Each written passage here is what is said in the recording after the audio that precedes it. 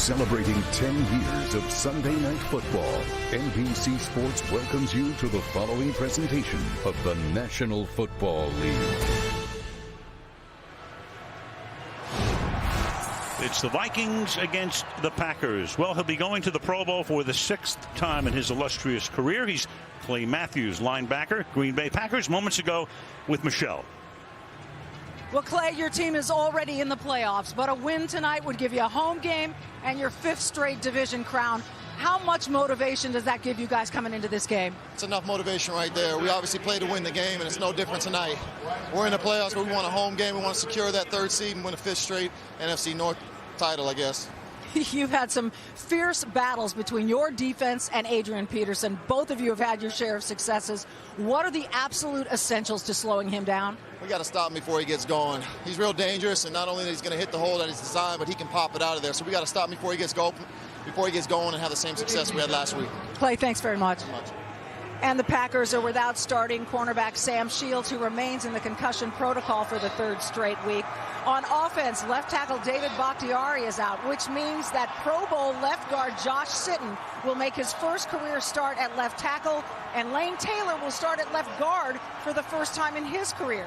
Meanwhile, for the Vikings, starting nose tackle Linval Joseph is out. All right, Michelle, so the winner of this game, home cooking all week. If the Vikings win, they clinch the division, and Seattle goes to Minnesota next week. If they lose, they come right back here next weekend for a rematch with the Packers. If the Packers win, they stay here and host the Vikings next week. If they lose, they go to our nation's capital and take on the Washington Redskins next weekend. So that is what is at stake tonight. Darrell Patterson, one of the top run-back men in the league, averages over 31 yards per kickoff return. In fact, there it is right there. 5 career games against the Packers, averaging almost 35. Mason Crosby to kick off. And on this 26-degree night, as we pointed out, it feels about 10 degrees cooler. Packed house, of course, at Lambeau Field. And the final regular season game starts, as so many games do, with a touchback. Let's take a look at the Viking offense. Teddy Bridgewater, Louisville. Adrian Peterson, Oklahoma. Stephon Diggs, University of Maryland. Mike Wallace, Ole Miss. Kyle Rudolph, Notre Dame. Rhett Ellison, SC. Matt Khalil, University of Southern California. Brandon Fusco, Slippery Rock University. Joe Berger, Michigan Tech University. Mike Harris, UCLA. TJ Clemmings, Pittsburgh.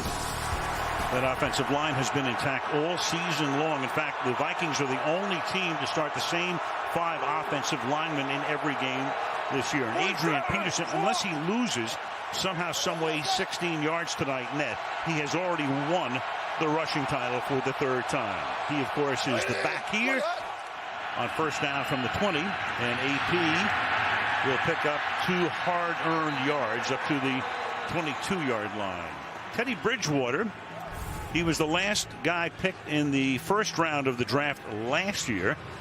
Has thrown for 3,000 or more yards. First guy to do that since Brett Favre did it back in 2009. Took over as the starter early last year. He is cool and very poised, having a fine season. They don't ask him to do too much, but he's done certainly enough to get them to a mark of 10-5 this season, with a little help from number 28. And there goes Peterson. A flag is thrown. There was action up front, and Peterson, for the moment, is up to the 31-yard line. Looked like B.J. Raji may have crossed the line of scrimmage. The nose tackle for the Packers, Bill Vinovich, who reffed last year's Super Bowl, is tonight's referee, and they picked the flag up. So it looked like you had Raji coming across the line. Take a look again. There he was. He was definitely across the line, or appeared to be anyway, but that's a good start for Adrian Peterson right there. That is what the Vikings want to do tonight. Get physical with the Green Bay Packers, not get pushed around the way they did last game. Had there been a penalty, obviously would have been declined anyway with a gain of 10. Now, Bridgewater, and he's going to go deep downfield, and he had a man open. That's Jerick McKinnon becoming more and more a part of the Minnesota game plan. Running back, he was a receiver, he was a quarterback at Georgia Southern. He can do it all. Second down. Huge miss by Teddy Bridgewater here. McKinnon is absolutely one-on-one against the weak link of this defense as far as coverage is concerned. The rookie Jake Ryan, they saw it a week ago. They wanted to try and get as many isolations with McKinnon against Ryan as they could, and they blow the first opportunity. Second down and 10 from the 31.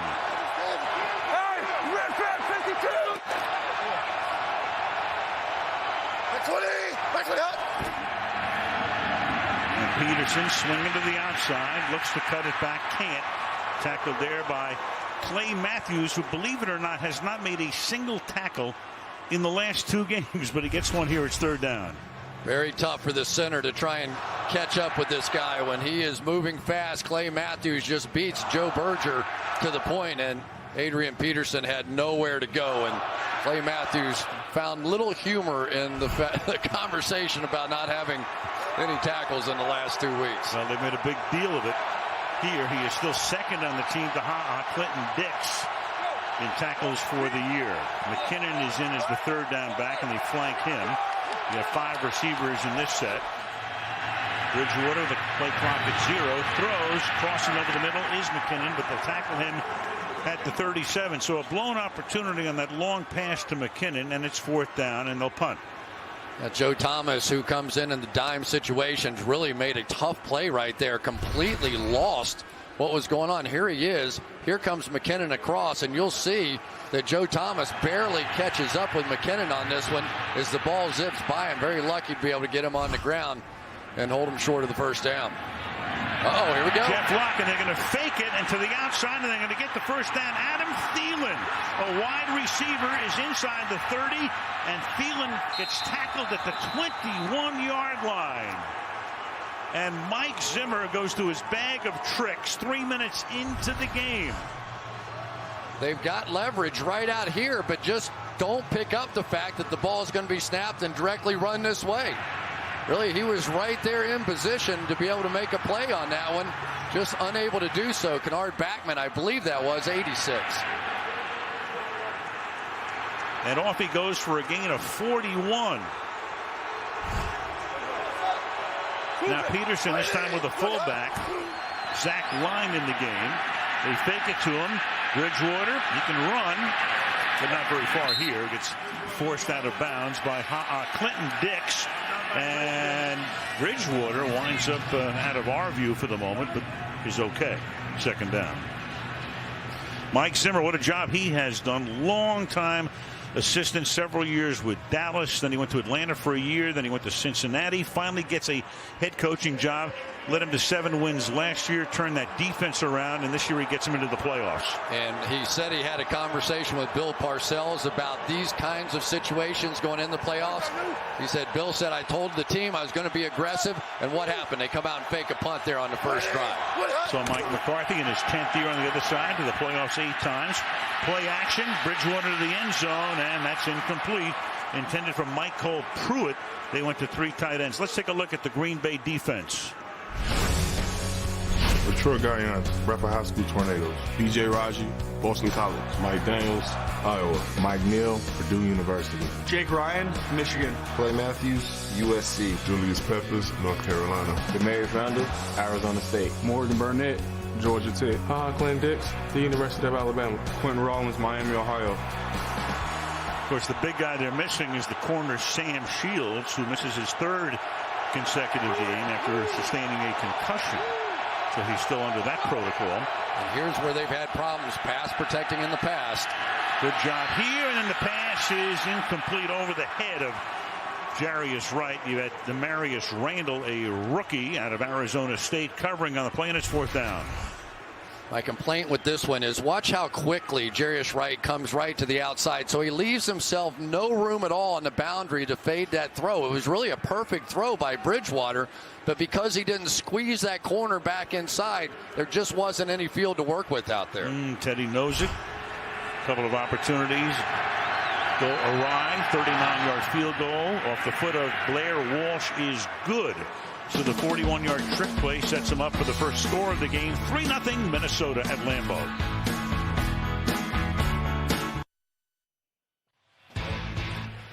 Sunday Night Football being brought to you by the U.S. Army. Join the team at GoArmy.com. By Geico, 15 minutes to save you 15% on car insurance. By Toyota, let's go places.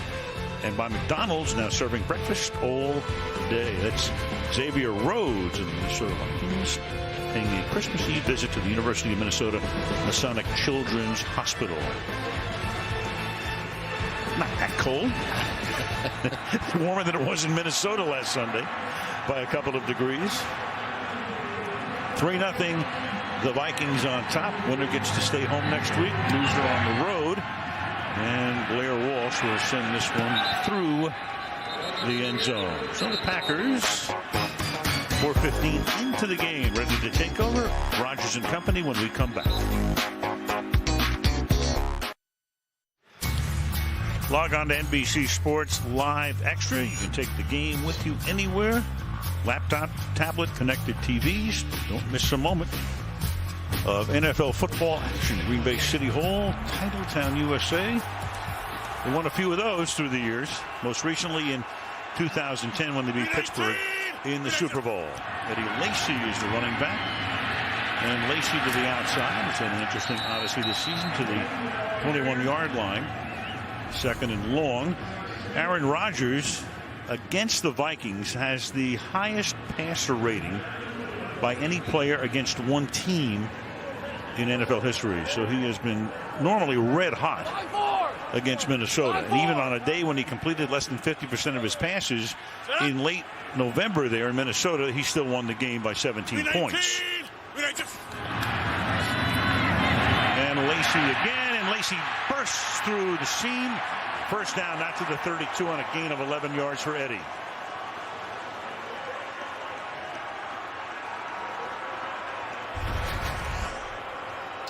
Right here we got Corey Linsley working against Tree Floyd up the middle. Remember, Linval Joseph, probably the best interior run defender for the Minnesota Vikings, without question the best inside there, is not in this game tonight. So that'll be something to watch. Lacy had 100 yards on the ground in that November meeting in Minnesota. Now you've got action up front. Boy, Rodgers is so good at this. It's a free play. Normally he launches one, and he does here to the extent that he can, and the pass is incomplete. That's Tom Johnson who comes across the line. Aaron's been doing that brilliantly for years. You get the free play, you get the flag. You know, you can't lose anything, and off he goes. Offside. Defense number 97. 5-yard penalty. Still first down.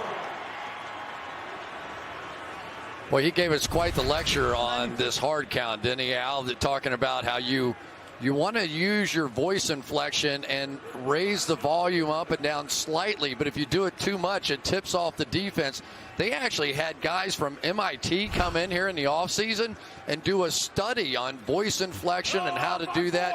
And Aaron Rodgers doesn't want to make it a 5-yard penalty. He wants to make it a 70-yard penalty against you. They don't miss a beat, do they? No, they do not. First time we heard of that. 1st and 5 now. And this is Lacy going to the outside and going nowhere. Chad Greenway with the tackle. Let's take a look at the Packers starters.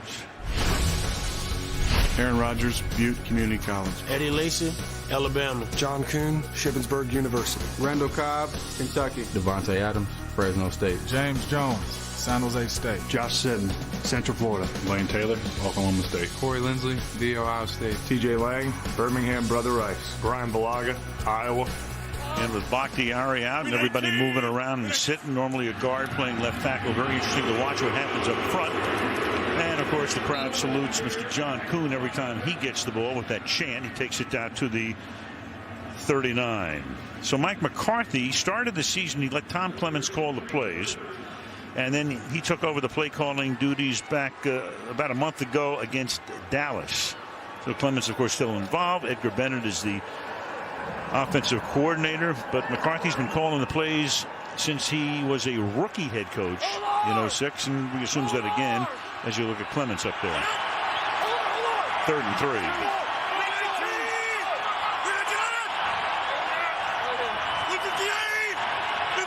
Play clock at 1. And Rodgers with a deep retreat. Getting away, and he's going to be a little short of the first down.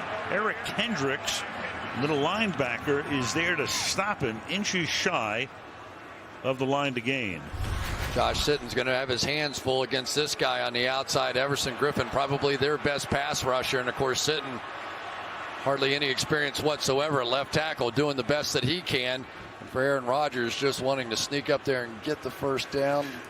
Just a little short, I thought, too, Al. Yeah, I think it is from here. And, again, even Paul McGuire would agree here. There's no question about it. This is easy. Very simple. With the measure anyway. That's that think about it time. As a coach, sure, you ask for the measurement so you have a little extra time to think about what you want to do. Well, we saw Mike Zimmer be very aggressive with a fake punt the first 4th down he faced. And now we'll see what Mike McCarthy wants to do. Well, if nothing else, the way Rodgers exploits that hard count, why not take a shot at, trying to get them offside? I have a feeling they may go for it.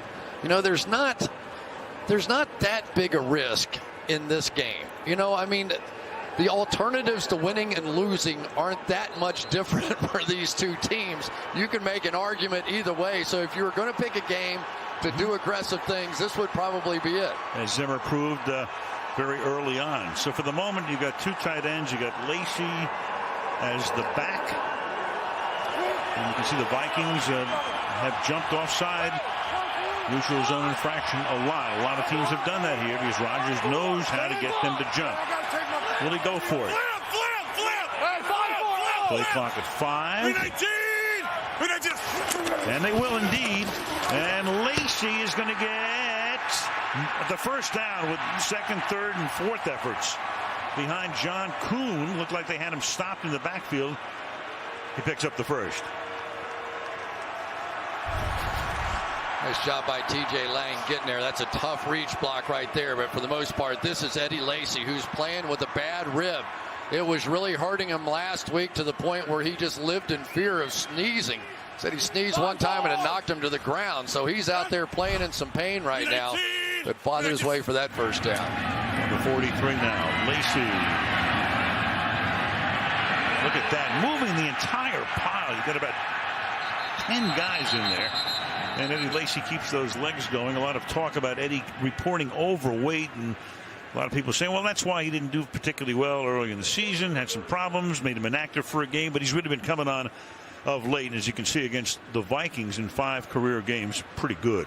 Yeah, that's a way of making up for it against the Vikings. 22 rushes for 100 yards in that first game. And really, he's been hot lately. He's had over 100 yards in 3 of his last 6 games. So this is the time of year he usually takes off. 2nd down and 4. Play action. Rodgers fires. That's caught wide open. And that's a first down to the 34-yard line to Richard Rodgers, the tight end. Here we go. Josh sitting out of here on Everson Griffin. Tough inside move. He stays right with him and then eventually gets him to the ground, which gives Aaron Rodgers time to find Mr. Hail Mary himself, Richard Rodgers, and look back at that catch that he made against Detroit, a season changer. No doubt at the end of the game, in a game they were trailing badly and early, and win it at the end on the Hail Mary. Now we got Lacy again to the 29. Let's take a look at the Minnesota defense. Brian Robinson, University of Texas. Sharif Floyd, University of Florida. Tom Johnson, Southern Mississippi. Everson Griffin, USC. Anthony Barr, University of California, Los Angeles. Eric Kendricks, UCLA Bruins. Chad Greenway, University of Iowa. Terrence Newman, Kansas State. Andrew Sendejo, Rice University. Harrison Smith, University of Notre Dame. Xavier Rhodes, Florida State University. Harrison Smith had missed a couple of games, came back last week, had a pick 6 against Eli Manning in the win against the Giants. And here goes Lacy again, bowling his way to the 24-yard line. Chad Greenway, who may retire at the end of the season after 10 seasons. #1 draft choice out of University of Iowa in 06 in on the stop. Yeah, led him in tackles last week, so he's still playing well. But, boy, it's interesting to watch the Green Bay Packers come out At the beginning of the year, they were all 3 wide receivers, 1 back, that sort of look. Let Aaron Rodgers do his thing. Rodgers was hot. And then it sort of went the other way on them. Now they're 2 tight ends, a fullback, a tailback, 1 wide receiver. Completely different look out of this team. And right now they put Starks in the game as the tailback with a fullback here. Vikings almost jump. And on 3rd and 1, here's Starks to the outside. And Starks able to thread his way to the 19-yard line. Tackled there by Greenway. Another Green Bay first down. Their 4th on this drive. Yeah, able to get Lindsley, the center, out in front of it. But really for James Starks, very big run for him. I know it sounds silly, but here's a guy that's had 4 fumbles in the last 4 games, and they have been working hard on his fundamentals, just hanging on to the ball. He got a little extra cheer that time. Pass to the outside. James Jones slipping a tackle. 9-yard gain. James Jones, what an odyssey it's been for him. Was a Packer, went to Oakland, spent all season with the Raiders. They let him go. He was in the Giants camp in preseason. They let him go. Jordy Nelson got hurt. They brought Jones in, and he's been terrific for them. Also, he's making a fashion statement with that hoodie. Yeah, got the hoodie thing working. Sort of came up with a new style. He had 6 touchdowns the first 6 games, only 2 in the last 9. But it's hard to imagine the Packers even being in this position if it weren't for the fact that they got James Jones back. For sure. 2nd down and 2. Fake to Starks. Rodgers surveying and throws it out of the back of the end zone. It'll be 3rd down and 2 at the 11. I sort of think of old Mike Shanahan's offenses. You get the 2 tight ends in there, you pound the ball, you go off tackle, then all of a sudden you get an athlete like Aaron Rodgers coming out on the bootleg on the edge. Very well played that time by the Minnesota Vikings defensively, and this is really sort of those key moments in the game. You get a 3rd down and a couple. Are you going to hold them to 3, or do they go on in and score the touchdown here? 14th play of the drive. The running back is Lacey. 319! And out of a tight formation, Rodgers flips it, and it's caught by Kuhn at the 10. So now you've got a 4th down. So do you send Crosby in to tie the game, or you go for it again? They've already made 1 4th down, and Crosby's coming out onto the field. Pretty well done. I think that was Chad Greenway that time that worked his way through the traffic. Sometimes those inside backers can get lost in all that traffic, but he fought his way through it and held him short. Mason Crosby done yeoman work in his 9 seasons as a Packer, picking the 6th round out of Colorado in 2007. Tim Mastay to hold it. Rick Lovato is the new snapper. And the kick is good just inside the right upright. 2 minutes to go in the opening quarter. Tied at 3 at Lambeau. Tonight show with Jimmy Fallon and Sly will be coming by this week, and an array of bold-faced names on the Tonight Show with Jimmy Fallon this week on NBC. I think you should go on there and do lip sync one time. You think? What would you say? As soon as Jimmy comes out to L.A., go to Burbank and do it. I'm all his. 2:02 left in the opening quarter. Game tied at 3. And we'll get a run back here from the goal line by McKinnon. Brings it out to the 24-yard line, and Minnesota has the ball for the 2nd time in the game. 3-3 in Green Bay.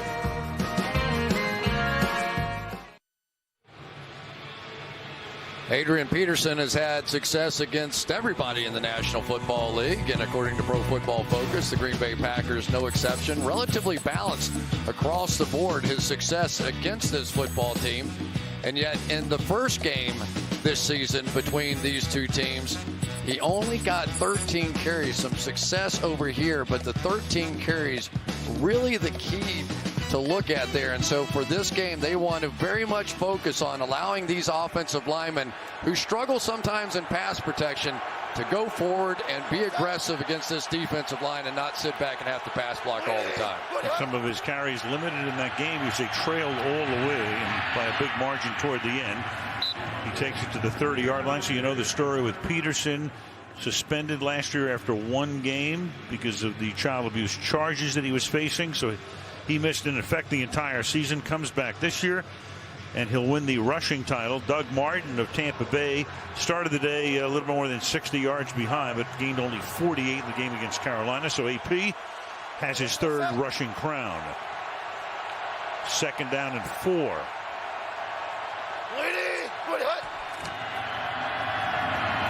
Peterson one more time, and it's going to set up a 3rd and 2. Bunched up at the 32-yard line. Yeah, it's a pretty good job there by the Packers defensively.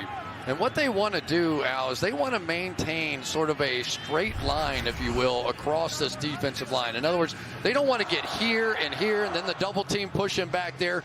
Maintain a wall so that he doesn't have somewhere to jump around. When you watch Adrian Peterson run, you'll see the patience. He'll get from 8 yards deep in the backfield, up in there, take his time, wait for somebody to get out of position, then jump into that gap. 3rd down and 2.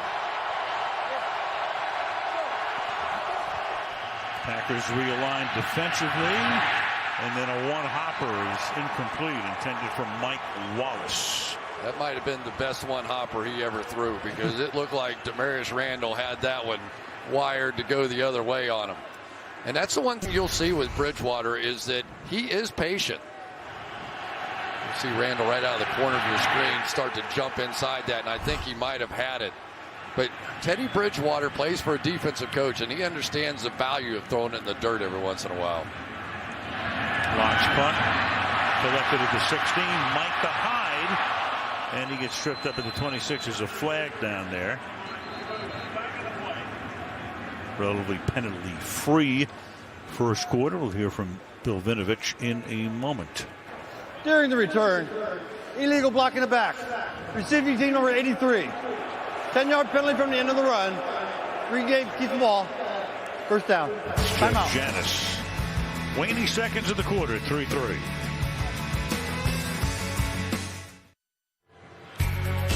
And tonight's aerial coverage being brought to you by Go. It's quite a shot.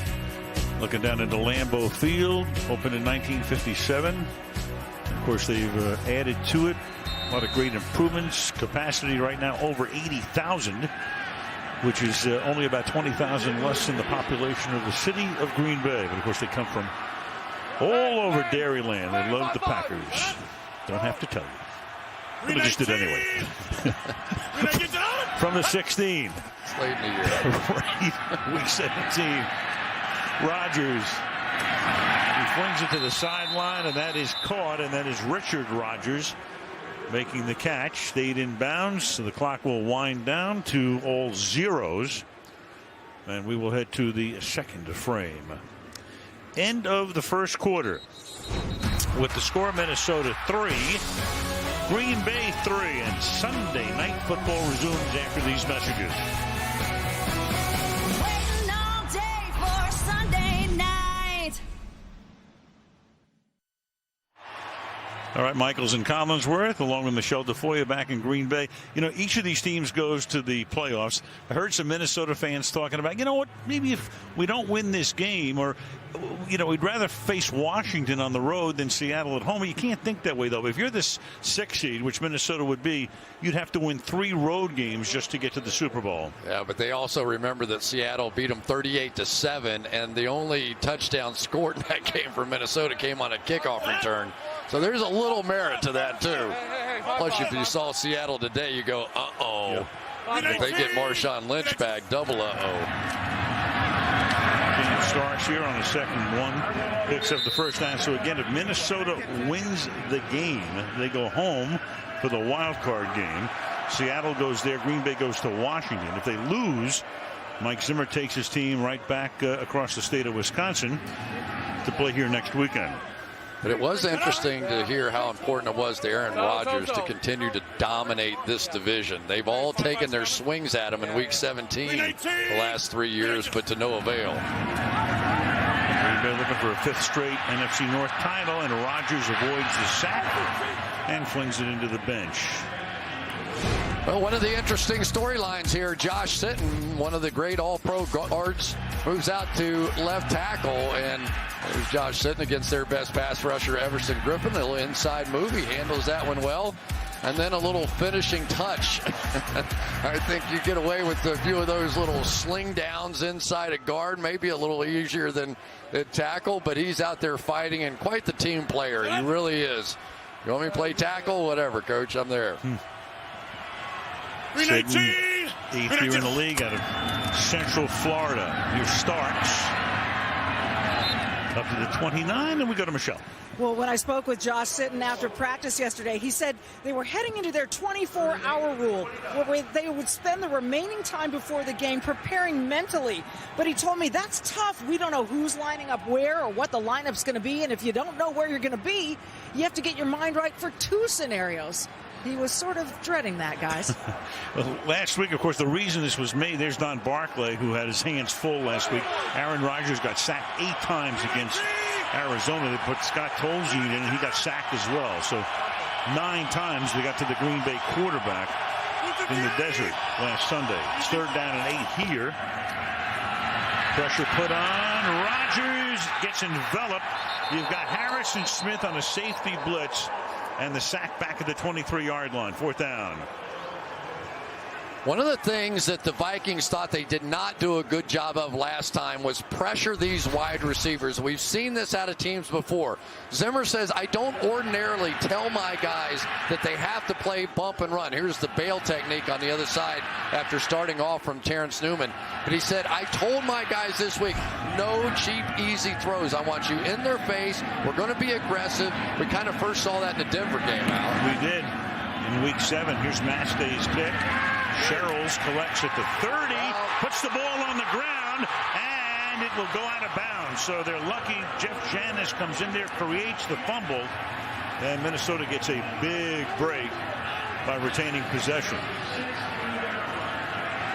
They'll advise to try to make the catch on the punt without calling for a fair catch right along the sideline. You know nowhere to go anyway.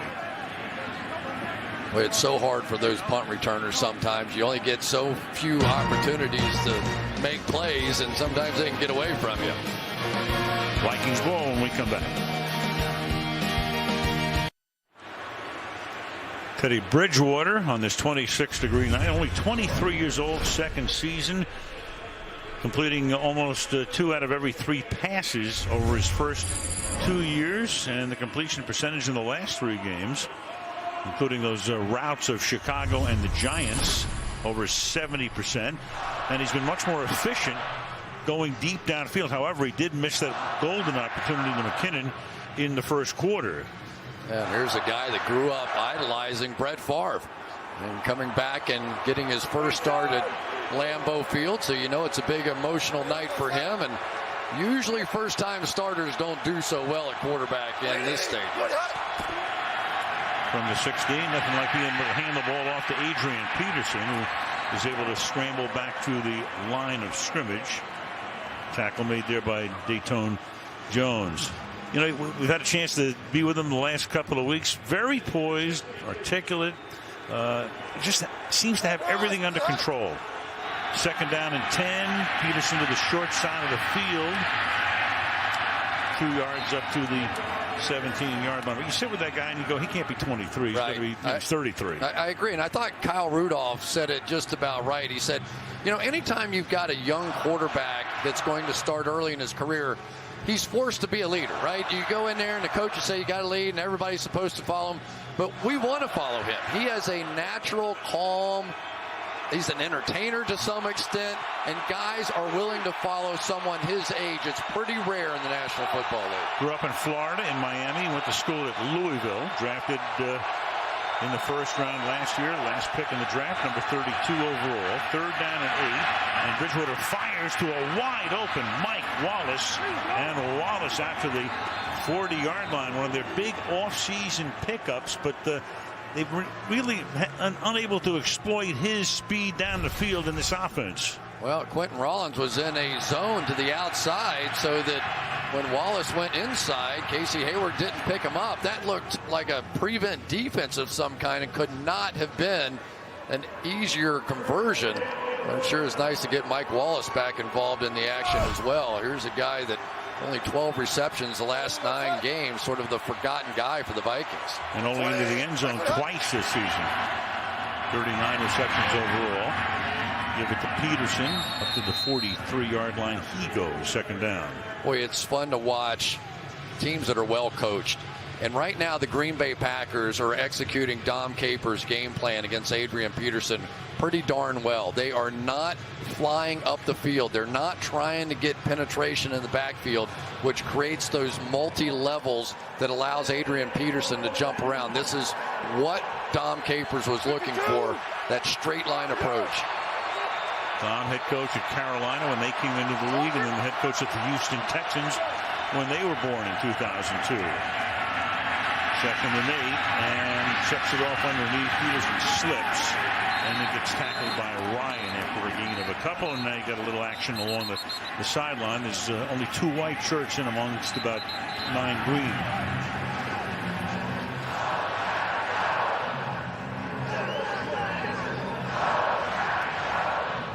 So that's going to make it 3rd down and 8 when everybody gets back to normal behavior. A little under 10 minutes to play in the half. 3-3 with first place. The championship in the NFC North at stake. Green Bay has been in this position in each of the last 3 seasons. A Week 17 game against a division opponent to determine the champion. 3rd and 7, and look out! Slicing through, avoiding the initial sack. It was Matthews who came in and he created it. And then Peppers follows it up, and it's quite the combo right there. Matthews and Peppers, look out. 2 veteran guys working together on this one. You'll see coming out and then looping back around right here. And by working together, Julius Peppers really sacrificed his own rush to set up Clay Matthews. Matthews missed, and then Peppers got the sack himself. So pretty tough when those 2 guys are on the same side of the line of scrimmage to block them. We're thinking in a few years we'll be looking at 2 guys who have busts in the Hall of Fame. You would think. Both on their way. Fair catch ball for 19-yard line by Micah Hyde. So with 8:41 to go in the opening half, Green Bay has the ball at home in a 3-3 tie on Sunday Night Football.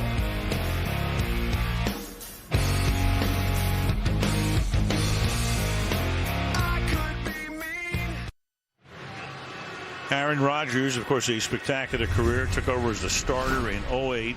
You look at that last year on the deep balls, 20 yards or more downfield. Tremendous numbers.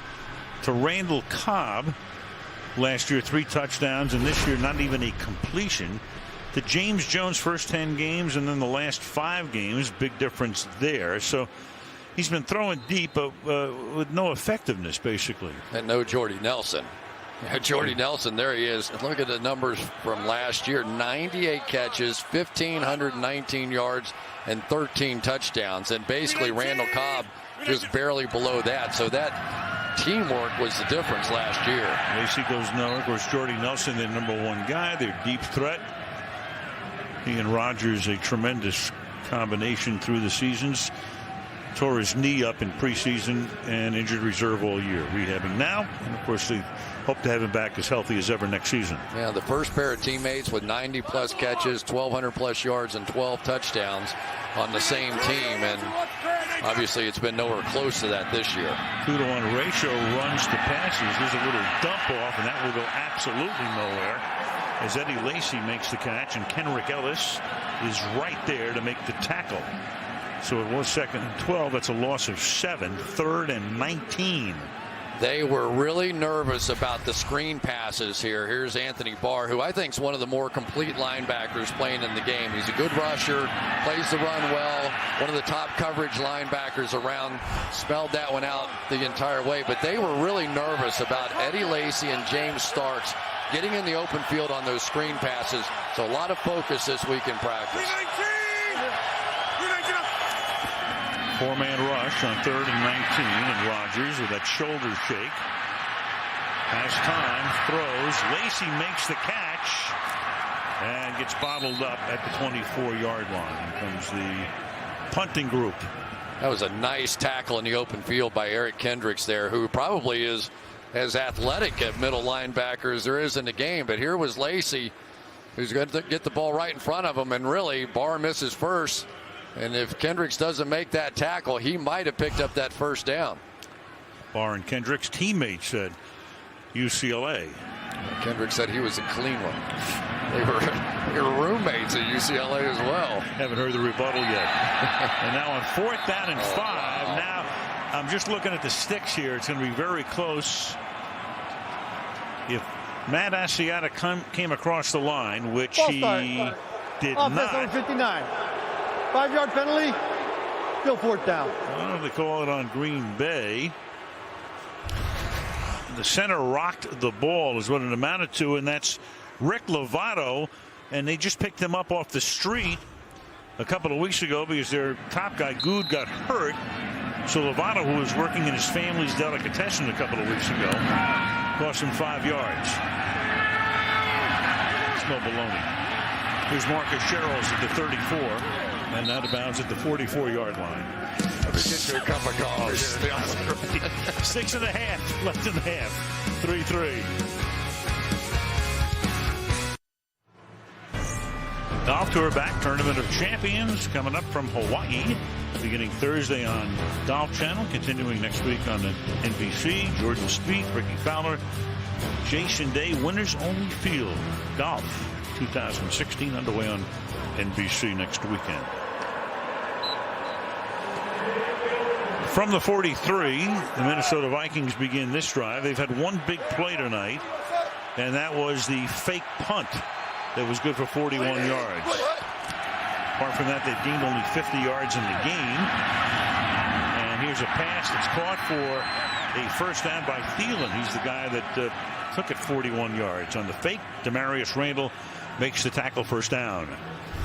They've got Morgan Burnett right down here, and I think they're playing man coverage when they went run fake away, enabled the tight end to sneak out into flat here. He dropped coverage thinking it was some kind of a run away, and that's the power really of Adrian Peterson right there. You have to drop safeties down to help in the running game, and sometimes you can get a little lost down there on play action fakes. They're going to try and take advantage of that with these linebackers all night. First down, Bridgewater flanked by McKinnon. Shoots it out to McKinnon, and McKinnon down the sideline. Should pick up a first down. Nick Perry with the coverage on the play, but Teddy able to find him quickly. Moves the chains. Well, that's exactly what we're talking about right there. Nick Perry here is going to try and come up and get a shot on the tight end, but when he does that, it allows McKinnon to sneak out in the flat very quickly. The New England Patriots, the other team I think about, that they always want to get a shot on those tight ends going down the field, but sometimes it can distract you in coverage. The Vikings on the field right there. Haven't seen Diggs, the rookie wide receiver. He hasn't caught a pass yet tonight. And Adrian Peterson works his way to the 23-yard line. Second down. This is a good run blocking team. There's no question about it. Watch these guys up front here. Joe Berger, the center. Brandon Fusco. This is just straight ahead. Zach Line.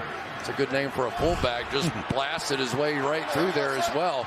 They're really attacking the interior here and staying with the run in a way they did not in the first game. 2nd and 7.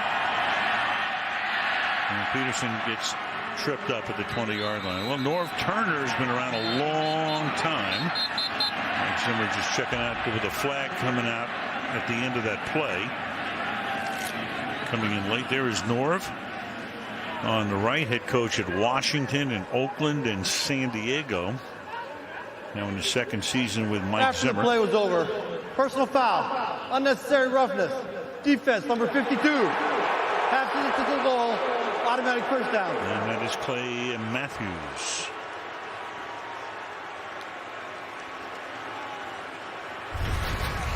Here it is. We'll stay with it here. Here he is. Mike Harris, really good block. Kind of gets his arms wrapped around. Now all that's probably okay, and whatever happens next, I'm going to guess is not. A little shot to the back of the head, and I think that was enough. Correct. half the distance, moves the ball to not quite to the 10. They could get a first down without a touchdown at about the 6-inch line.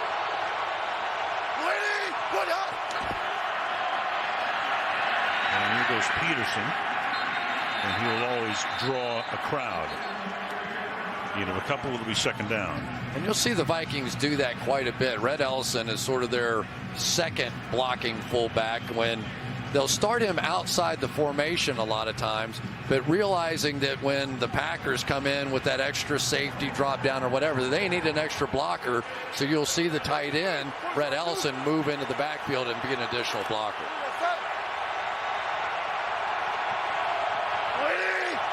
That's Ellison again, coming into the slot. And Bridgewater gets chased and then just flings it away. Mike Neal put the heat on. That'll make it 3rd down and 8. Yeah, that time Morgan Burnett was all over it. It's so difficult sometimes to not get your full focus on Adrian Peterson. That time Burnett saw it all the way, bootleg coming out, and Teddy Bridgewater did the right thing, just throwing it away. 3-3 with 3.5 to go here. McKinnon in the game. Who's their guy on 3rd down?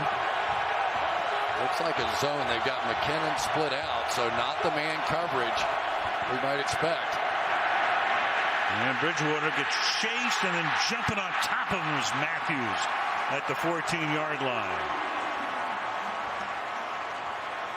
So Clay gets the penalty, half the distance to the goal line, then winds up with the sack at the end. It's 4th down, and they'll try to make it a 6-3 game. And Clay Matthews going against his former teammate at USC. He was a freshman, Matt Khalil was, when Clay Matthews was a senior. And so, I don't know how to say this, but Clay Matthews had a little smile on his face when I asked him about Matt Khalil. He said, I think I'll do all right against him. 32-yard attempt. Blair Walsh puts it through. And so Minnesota takes the lead for the 2nd time in the game. 6-3 Vikings on Sunday Night Football. Sunday Night Football being brought to you by Subway and the turkey breast sandwich with no artificial preservatives. By BMW, we only make one thing, the ultimate driving machine. And by USAA, join us at salutetoservice.com. Well, this is quite the rivalry. Of course, you can drive between Minneapolis and Green Vegas in about 5 hours or so. So many gigantic names have dotted the history of this rivalry. Of course, we had Brett Favre here on Thanksgiving night when they put his name up on the Ring of Honor, and he will be inducted into Canton next August. Touchback here. Well, Randall Cobb certainly was expected with Jordy Nelson out to become sort of the lead dog with these receivers, but he's had a tough time here tonight. There's Harrison Smith. Watch him one more time. Watch this. Almost like Harrison Smith knew what Randall Cobb was going to do on the double move there. And then a little bit of a double team as well. Daniil Hunter, one of the good pass rushers, 6 sacks on the year, back in coverage on that one. So they are taking away the middle of the field quite a bit more as they're playing much more of this press and man coverage on the outside. That lack of the deep threat on the outside is creating more coverage inside against Cobb. And the pass is taken here by Devontae Adams, and Adams is able to spin away and out to the 44-yard line on his first catch of the night. Broke away from Terrence Newman. Well, when they lost Jordy Nelson, they thought, okay, we've got Randall Cobb. He's a big play guy. We've got Adams in his 2nd year. He's ready to come on, but that hasn't been the case. And they really expected him in his 2nd year to make that big jump. Had the big playoff game against Dallas, but then got hurt this year and hasn't really stepped up. 24 there. Dump it off to Starks, and he gets tackled immediately by Barr. That's just about the line of scrimmage. It'll be 2nd down.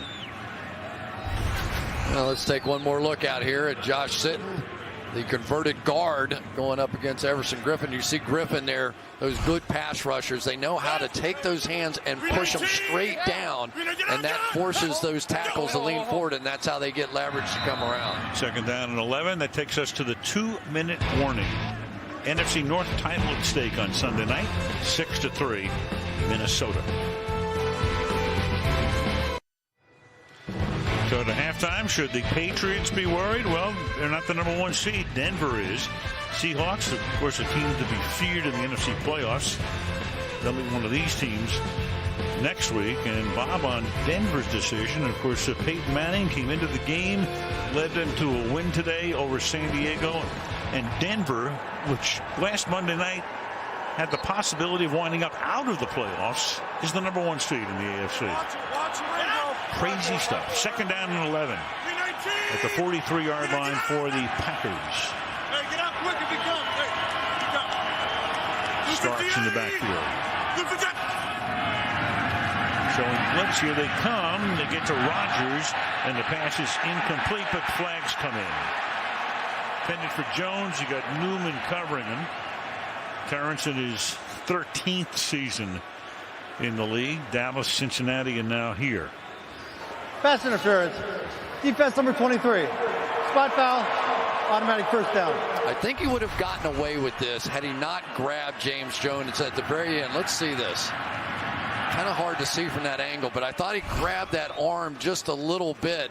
But you see the presence that these cornerbacks have now. They're right in the face of the Green Bay receivers.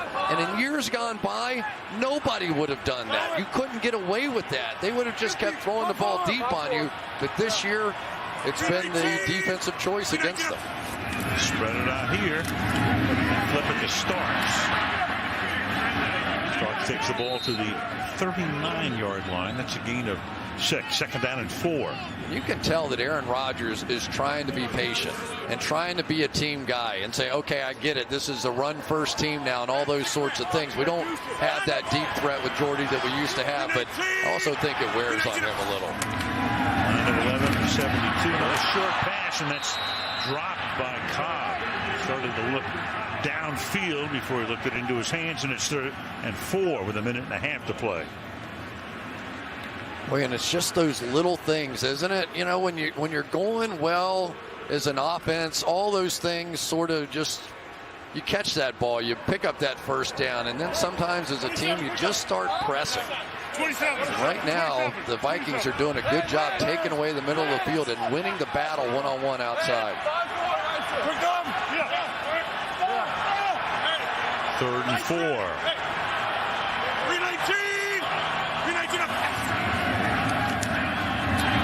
And that is caught, but a tackle made immediately, and then the ball is juggled, but the play is over. That's Sendejo, but the play is dead. Eric Kendricks was there. Richard Rodgers made the catch.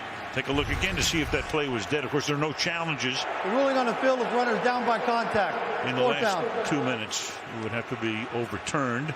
I think the elbow hit. Let's see. Hand wrist, down. hand, forearm. The wrist is down. You know, there's that cutoff point there between the hand being down and the forearm being down, and I think the Vikings are saying, why don't we take a look at that? That might be our ball. Yeah. Timeout is taken here by Minnesota. It has to be stopped from upstairs because there's no challenges in the last 2 minutes of either half. Yeah, but I think that coaches, don't you sometimes say, well, let me just give them a chance to take one more look at it here? Without question. I'll tell you, that was some play, though, by Eric Kendricks. He is so fast out of that middle linebacker position. He was 3 or 4 yards inside Richard Rodgers at the snap of that ball and just ran him down. It looked like it was going to be a first down.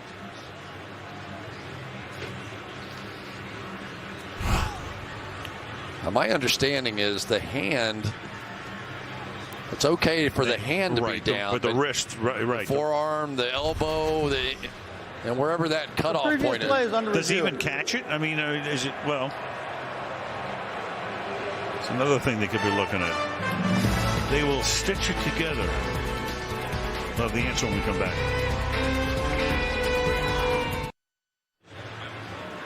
Still looking at it. Now, the wrist is actually considered part of the hand. So if the wrist created the fumble or the loose ball, then it would be a fumble. If it's the forearm that creates it. So that's the wrist, and it's out. But the question in my mind now is, was his calf on the ground? See if we can see this. So if they rule it a fumble, it'll be Minnesota's ball at that spot, even though Sendejo came up with it and he made a clear recovery. It would have been a clear touchdown, too, if they hadn't blown it dead. Would have been. They're going to. And there's that. See, I think that as that calf rolled on the ground, it was just before the ball popped out. I don't know. After reviewing the play, the ruling on the field stands. 4th down. I think that's the right call. Yep. I do. There was enough there that it could have been, but there was also enough there. There was some doubt, and you're supposed to be clear, and I didn't think that was. Coulda, mighta, woulda, shoulda. Instead, it's 4th down. So the ball at the 40. Green Bay will line up to go for it here. Maybe. Yeah. 5-4. They put Starks in the game. And that would be the tailback spot. Offset. 4th and 5. Blitz coming. Rodgers stepping away. Going deep and incomplete. Out of bounds. James Jones was there. Xavier Rhodes covering on the play. So they'll turn the ball over at the 40-yard line. And Minnesota gets it with 2 timeouts. Once again, Xavier Rhodes. Remember, Al, what they were telling us early in the year? That Xavier Rhodes had really lost some confidence. He had gotten some pass interference calls against him early in the year, decided he was going to back off. The officials were making those calls, and now Zimmer's got him right back up there. And I tell you, that was pretty close as well. He got his hands right against the hands as a former receiver. I can tell you, it's impossible to catch that one when they're smacking your wrist as the ball is coming into your hands. Now the Vikings start from their own 40-yard line. And Bridgewater to the sideline and incomplete. That was Diggs, who's had a really good rookie season. 5th-round pick out of Maryland, been a very pleasant surprise, but hasn't caught a ball tonight. Yeah, pretty amazing for a guy that was the 21st wide receiver drafted, and only Amari Cooper has more receiving yards than does Stephon Diggs. Quite a find. And we've been talking quite a bit about the cornerbacks for the Minnesota Vikings, but these 2 rookies on the outside, Demarius Randall and Quentin Rollins, have held out pretty darn well against these Viking receivers, too. They have. Interesting to note, Trey Waynes was #1 draft choice of Minnesota, but he's pretty much a special teamer, at least in his rookie season. And that is caught near midfield. That is McKinnon. He'll take it close to the 50. Burnett makes the tackle, and Minnesota will use its 2nd timeout. And that will be a 1st down. Well, people affected by severe weather that we've all been hearing about, and there, of course, is visual evidence. Other disasters need help now to support those impacted by the severe weather in Illinois, Missouri, Texas, countless other crises. You can text Red Cross to 90999 to give $10 or whatever you can afford to American Red Cross disaster relief. Good people there in the Red Cross. They deserve your support. Blair Walsh hoping to get a chance to extend the Minnesota lead. 34 seconds, 1 timeout for the Vikings. And Bridgewater steps up in the pocket, has it batted. It'll be 2nd down. That took 5 seconds, down to 29 ticks. You know, one of the problems really for Teddy Bridgewater, and we sort of highlighted it last week, but very low release. He's not a 6'5" kind of guy, and all these defensive linemen know it. So if they're not getting immediate pressure, they're getting those hands up, and that was a good thing because Jarius Wright was about to pop open over the middle of the field, and that would have been in field goal range.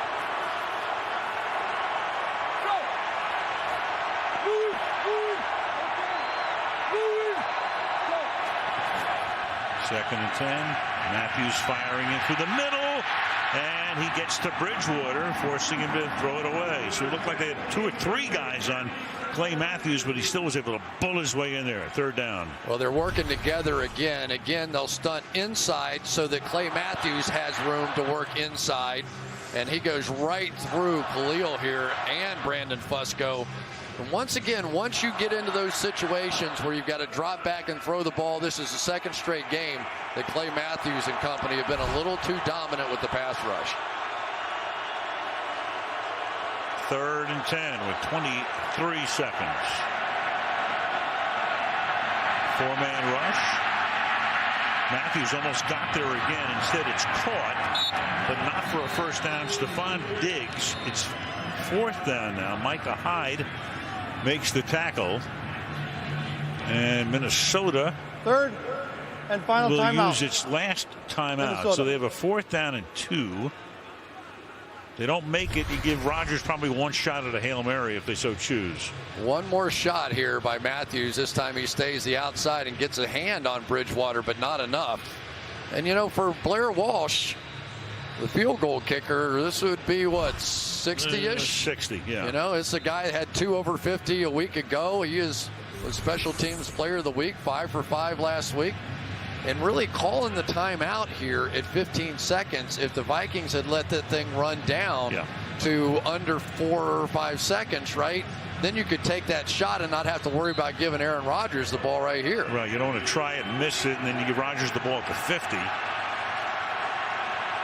So it's 4th and 2. They're out of timeouts. If they convert, they're going to have to get out of bounds or get up quickly and spike it to allow for a field goal try. Peppers rushing inside of Matthews again. Yep. He repositions Peterson. Now you got 1 on the clock. They're just going to punt that.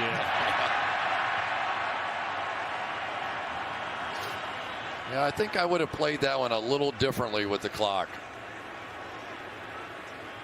Would have liked to have at least taken a shot at that 60-yarder. They kick a 60-yarder at Lambeau. Offense. 5-yard penalty. Still 4th down. It's not bad tonight. It's 26 degrees, but the wind is negligible. So Locke is in. You got Micah Hyde inside his 10-yard line. And Hyde will call for a fair catch and make it at the 17 with just 8 seconds left. 2002, they had the realignment, the NFC North, and the division titles since 02. The Vikings, a couple of championships. The Bears have won 3. And there you go. All those banners belonging to the Green Bay Packers, a total of 8, including 4 in a row. Mike McCarthy's now been the coach for 10 seasons. It's the 8th time he has taken this team to the playoffs. 7 in a row. And of course, they'll either be here next week against Minnesota, or they will be in Washington. Seahawks and Redskins just watching tonight to see who they will meet next week. End of the first half with the score Minnesota 6, Green Bay 3. Packers get the second half kickoff. Next up, the Toyota halftime after these messages. Tonight's first half highlights are brought to you by Nationwide, official sponsor of the NFL.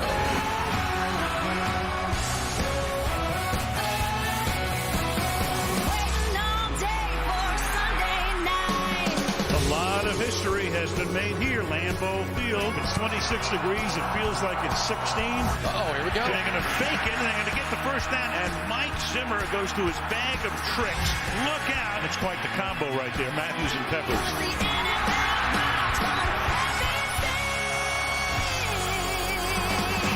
Nationwide is on your side. Down to the final half of the regular season. The score is Minnesota 6, Green Bay 3. On this frosty night at Lambeau, Teddy Bridgewater, 7 out of 15. He's been sacked 3 times tonight. Aaron Rodgers, meanwhile, 10 of 14. That's pretty good, but only 71 yards, so about 5 yards per pass attempt. Adrian Peterson has won the rushing title, but he has been limited tonight to less than 3 yards per tote. And a winner gets to stay home next week. Either the Packers beat the Vikings here, or the Vikings meet Seattle in Minneapolis. Meanwhile, Washington knows they are home, and the Redskins will be taking on somebody next week. Green Bay loses. It will be Green Bay. Only 11.5 football games left in this season. That's pretty amazing, isn't it? 11 playoff games. in the half of this one, or maybe overtime. Who knows? We start with a touchback, and we go down to Michelle. Well, the big story coming into this game, of course, was Green Bay's offensive line. I talked to Mike McCarthy at halftime, and he's pretty pleased with the way it's been going. He said there were some mental errors, but overall likes what Sitton and Lane Taylor have done for him there on the left side. What he does want to see is better conversion on third down. And Dayton Jones, speaking defensively now, left the first half a little bit early went in. He is questionable with a neck injury, Al. All right, thank you, Michelle. So the Green Bay Packers, in fact, the Vikings trying to each get something really going offensively. 104 total yards for Green Bay and 143 total yards for Minnesota in the opening half. First half of the 20, start with a draw. And this is Lacey getting out to the 25-yard line. Eddie Lacey tonight has carried the ball a total of 9 times for 31 yards. You know, it really is a different looking offense, though, isn't it? I mean, 8 points last week in that game in Arizona, just 3 in the first half here. And I mean, we've seen them come in here and score, 30 points and a half before. Different looking offense there, as well as Everson Griffin is able to pick up another tackle for a loss with a little help from the turf. Well, you don't see a lot of this at guard, and for Josh Sitton, he sets outside, and Everson Griffin pulled a Clay Matthews there and zipped by him on the inside. And they go no huddle here, and the catch is not made to 32. Could have been too many men on the field here as Green Bay got right up to the line of scrimmage. It was a 3rd down and 10. 12 men on defense. 5-yard penalty. Repeat 3rd down. And that's exactly what Aaron Rodgers wanted. He wanted that penalty. But that's not an automatic 1st down. It's a 5-yard penalty. There it is right there. Number 73, Floyd, can't get off the field on time, but it does turn a 3rd and 10 into a 3rd and 5. And to give a little credit to Xavier Rhodes down the field, because that could have been a 1st down on about the 30 on their end of the field. So that was another just one-on-one shot with a free play from Aaron Rodgers, but it was Rhodes who came up with a big play. 3rd and 5. Green Bay is 1 out of 6 on 3rd down conversions tonight. Here's that linebacker mug package that I think is the signature, really, for Mike Zimmer's style of defense. How many will come?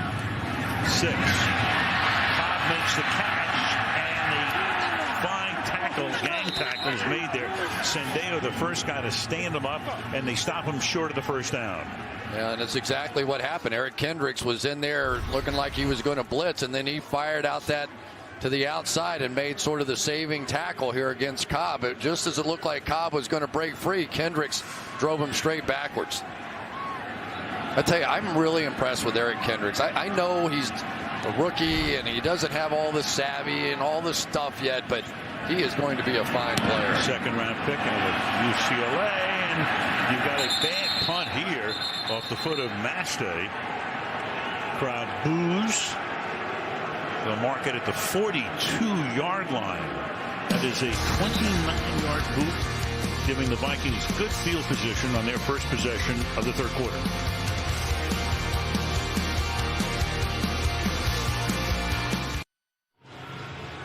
There was a time when Clay Matthews was known simply as a pass rusher, no more, although certainly he's had an impact in this game rushing the passer. But playing that middle linebacker position, I don't think he's particularly crazy about doing it, but he's forced into coverage. This year he has been in coverage 50% of the time, but when he gets a chance to do this, get on the end of the line of scrimmage and rush the passer and do the flying act and sacks and all that, I think that's when he's happiest. With emphasis. First possession for Minnesota in the half. The fake to Peterson. And Bridgewater slings one to the sideline, and that is incomplete. Intended for Jarius Wright. Maybe they're going to call it complete. He calls it inbounds, complete to him for a gain of 11 yards. There was the figures right there on Matthews. Yeah, the number just keeps going up. And the great thing about Clay Matthews, I was so happy he made the Pro Bowl this year with just 6 sacks. It shows some sophistication on the part of the voters, knowing that he switched positions and is still having that kind of impact. From the 47, here's Peterson. through the middle. He goes, and that should be a first down when he gets up or close enough to it at the 37-yard line. Here's what happens when you get a good double team. You get different levels, which gives Peterson a chance to go one high, one low, and then just jump between those. It is really fun to watch his patience. But remember, he's like 220-something pounds. Clay Matthews get knocked back that time on that one by T.J. Clemens. But his ability to stop and re-accelerate, fun to watch. Works his way through the maze. Now coming around to Thielen with that big gain on the fake punt in the first quarter. And another big gainer for him here out of bounds near the 10-yard line. Beautifully designed play. Norv Turner calling it in. And Thielen that time for a gain of 26 yards. Oh, Norv coming up with one. I've seen the jet sweep before, but this was like an in and out. And then watch Rhett Ellison, number 85, get out in front of this thing and get the big block on the outside against Demarius Randall. Boy, Thielen's had a night, hasn't he? Yeah. It's like a prop suite right there, right? A what? Propeller suite. Oh, okay. Gotcha. Oh, I got you. From the 11-yard line, 1st and 10. Peterson, little hurdle move, and gets taken out of bounds. He jumped over Demarius Randall. Clinton Dix rides him to the boundary. It'll be 2nd down and 5. Boy, I tell you, it's so tough on these cornerbacks when they look at Adrian Peterson. They're just looking for something to grab out there, and they do a great job. That time it was Jarius Wright who came down and was helping inside on some of the safeties. But you just don't see guys in the open field tackle Adrian Peterson. Maybe that has something to do with him being the rushing champion. Little 2nd down and 5. And again, that fake toss. And Peterson burrows his way to the 3-yard line. Clinton Dixon on that tackle. It'll be 3rd and 2. Yeah, you can tell the Green Bay Packers have really built this defense around trying to stop guys like Adrian Peterson. They have Clinton Dix, and they have Morgan Burnett, 2 excellent tacklers back there at the safety position. And they really don't care which one of those guys comes down around the line of scrimmage.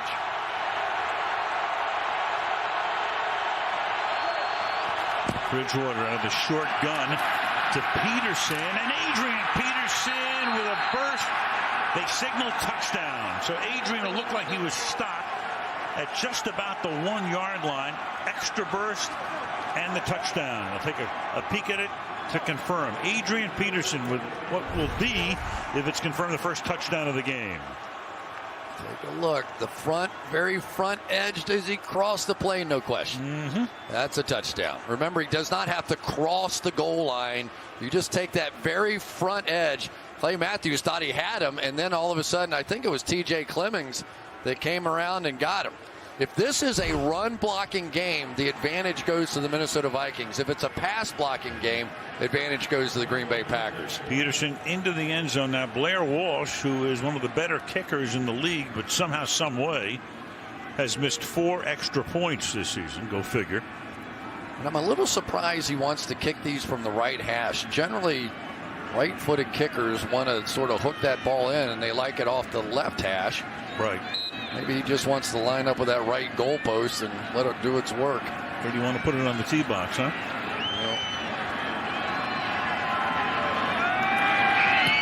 And the kick is good. So, with 10.5 to go in the 3rd quarter, all of a sudden the Minnesota Vikings, trying to get a home game next weekend, are up 13-3.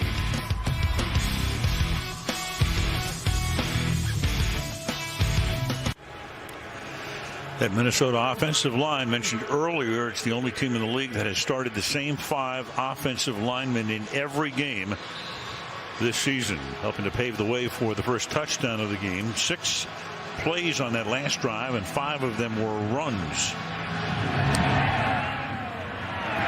And Walsh sends a ground ball down to the 1-yard line. Jeff Janis still going. Tackled at the 27-yard line. Little credit to George Edwards and Mike Zimmer for coming up with this defensive game plan. Play those corners up. Get them in the face of these receivers. The receivers have not been winning the battles all season long. Doesn't matter who it is. Terrence Newman, Xavier Rhodes, both having success on the outside. And then it allows you to leave more people in the middle of the field. Plenty of underneath coverage is taking away all those crossing routes that you see from Aaron Rodgers so often, and somebody down. Injured Viking, and that is Thielen, I believe it is. Tonight's hero. Yeah. Oh boy, said the two big plays for them. One on the fake punt, the other on the sweep. And he's really a crowd favorite in Minnesota because he went to Minnesota State right where they hold training camp at Mankato. Second-year guy, signed as a free agent. So he walks over to the bench, and now the Green Bay Packers will begin this drive from the 27. There is Terrence Newman, 190 career games. He stays with Zimmer. He was with Zimmer in Dallas. He went with Zimmer to Cincinnati. Now with Mike in Minnesota. And, you know, speaking of guys who are a little long in the tooth at cornerback, to Charles Woodson. Our congratulations on a spectacular career. Wrapped it up today with the Oakland Raiders. Of course, a guy who spent so much of his time here in Green Bay. Out of the pistol this time.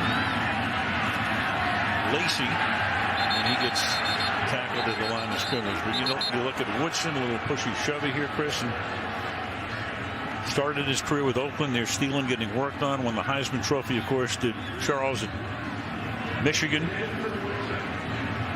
Mike McCarthy had the pleasure of coaching him for a few seasons. I think one of the smarter guys that has ever played in the National Football League. He's one of those guys that doesn't say a whole lot, but when he talks, the whole room goes silent. Everybody wants to know what's on his mind. Played so many roles here with this defense. Rodgers flushed out. Eyes downfield next to the 28, Randall Cobb making the tackle, but a very short gain. Greenway is there, and that will make it 3rd down and 9 for the Packers. I just keep looking down the field, and my brain wants to go, all right, they're going to hit a bomb here in a minute, or a post, or they're going to hit something. And I think what's happened to them, Al, is because those deep balls haven't been there this year, defensive backs are getting cockier and cockier about coming up and playing in their face and taking away these short throws, so even the short throws aren't there now. Can't get anybody deep. They've also dropped a lot of balls this year.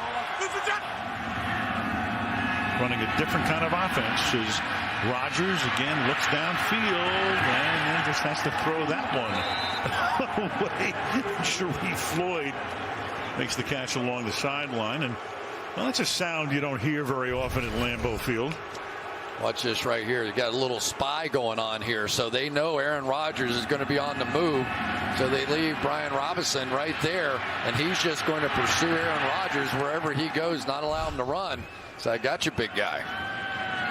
Well, the crowd had a sound going, and it wasn't cool. Match day. Backing up. Charles at the 23. Flag comes down at the end. Ryan makes the tackle after a run back of about 13 yards. And Bill Vinovich will take the microphone in a moment. Super Bowl referee, right? He did a nice job last year. Did. You can always say that he refereed one of the great Super Bowls of all time. Illegal blocking the back. Receiving team number 51. 10-yard penalty from the spot of the foul. Minnesota keeps the ball. First down. Keep the ball. 8:42 to go. Third quarter. 13-3.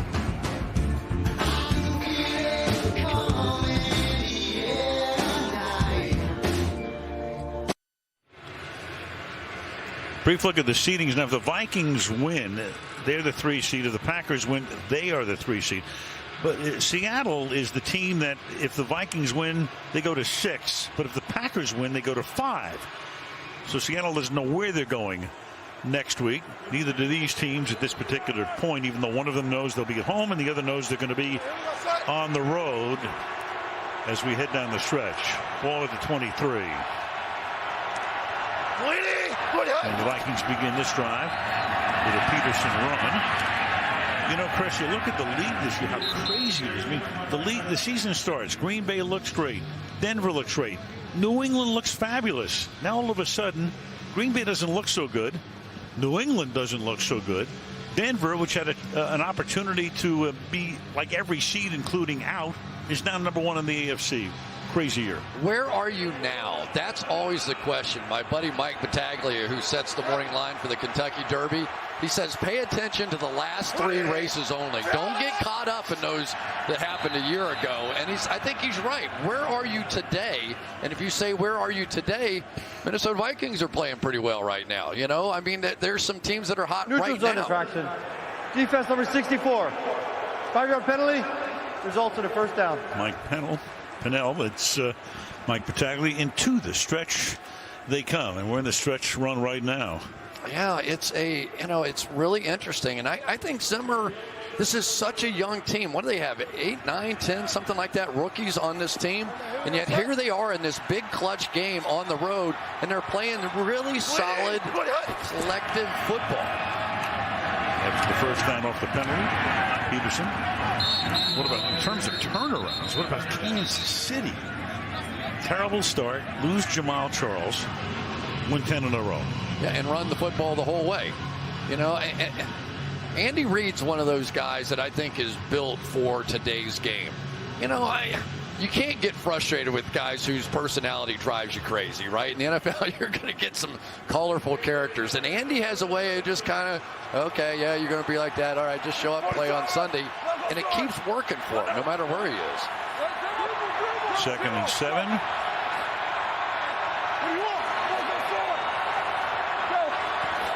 From the 37-yard line, Bridgewater. Out of the pocket, steps out of bounds at about the 40-yard line. We go to Michelle. Well, you just saw Bridgewater run, and Mike Zimmer told me at halftime he wants Bridgewater to be more patient. He said, we've had receivers open, but Teddy's been too quick to scramble out of the pocket. Now, they've been using a lot of the run here to start the second half. That may be helping. Meanwhile, wide receiver Adam Thielen is questionable with a shoulder injury, guys, and Dayton Jones for the Packers has been downgraded to out with a neck injury. All right, thank you, Michelle. Thielen's had 2 big plays tonight. 3rd down and 5 now. Bridgewater has completed 8 of 16 for 91 yards. And he gets it away, and it's going to be picked off at the 43-yard line. A catch. Micah Hyde. So Bridgewater, they were surrounding him. They had contacted him. Mike Neal comes in, flips it, and has it picked off. All right, Al, remember your famous line? He did what? Yeah. Watch this catch. This is a backhanded, I don't know what this is, like a highlight catch or something. Watch this thing. Meanwhile, Bridgewater throws it left-handed. Now watch this back into this thing. One hand, backhanded, wraps it back around his wrist and hangs on to it. That's insane.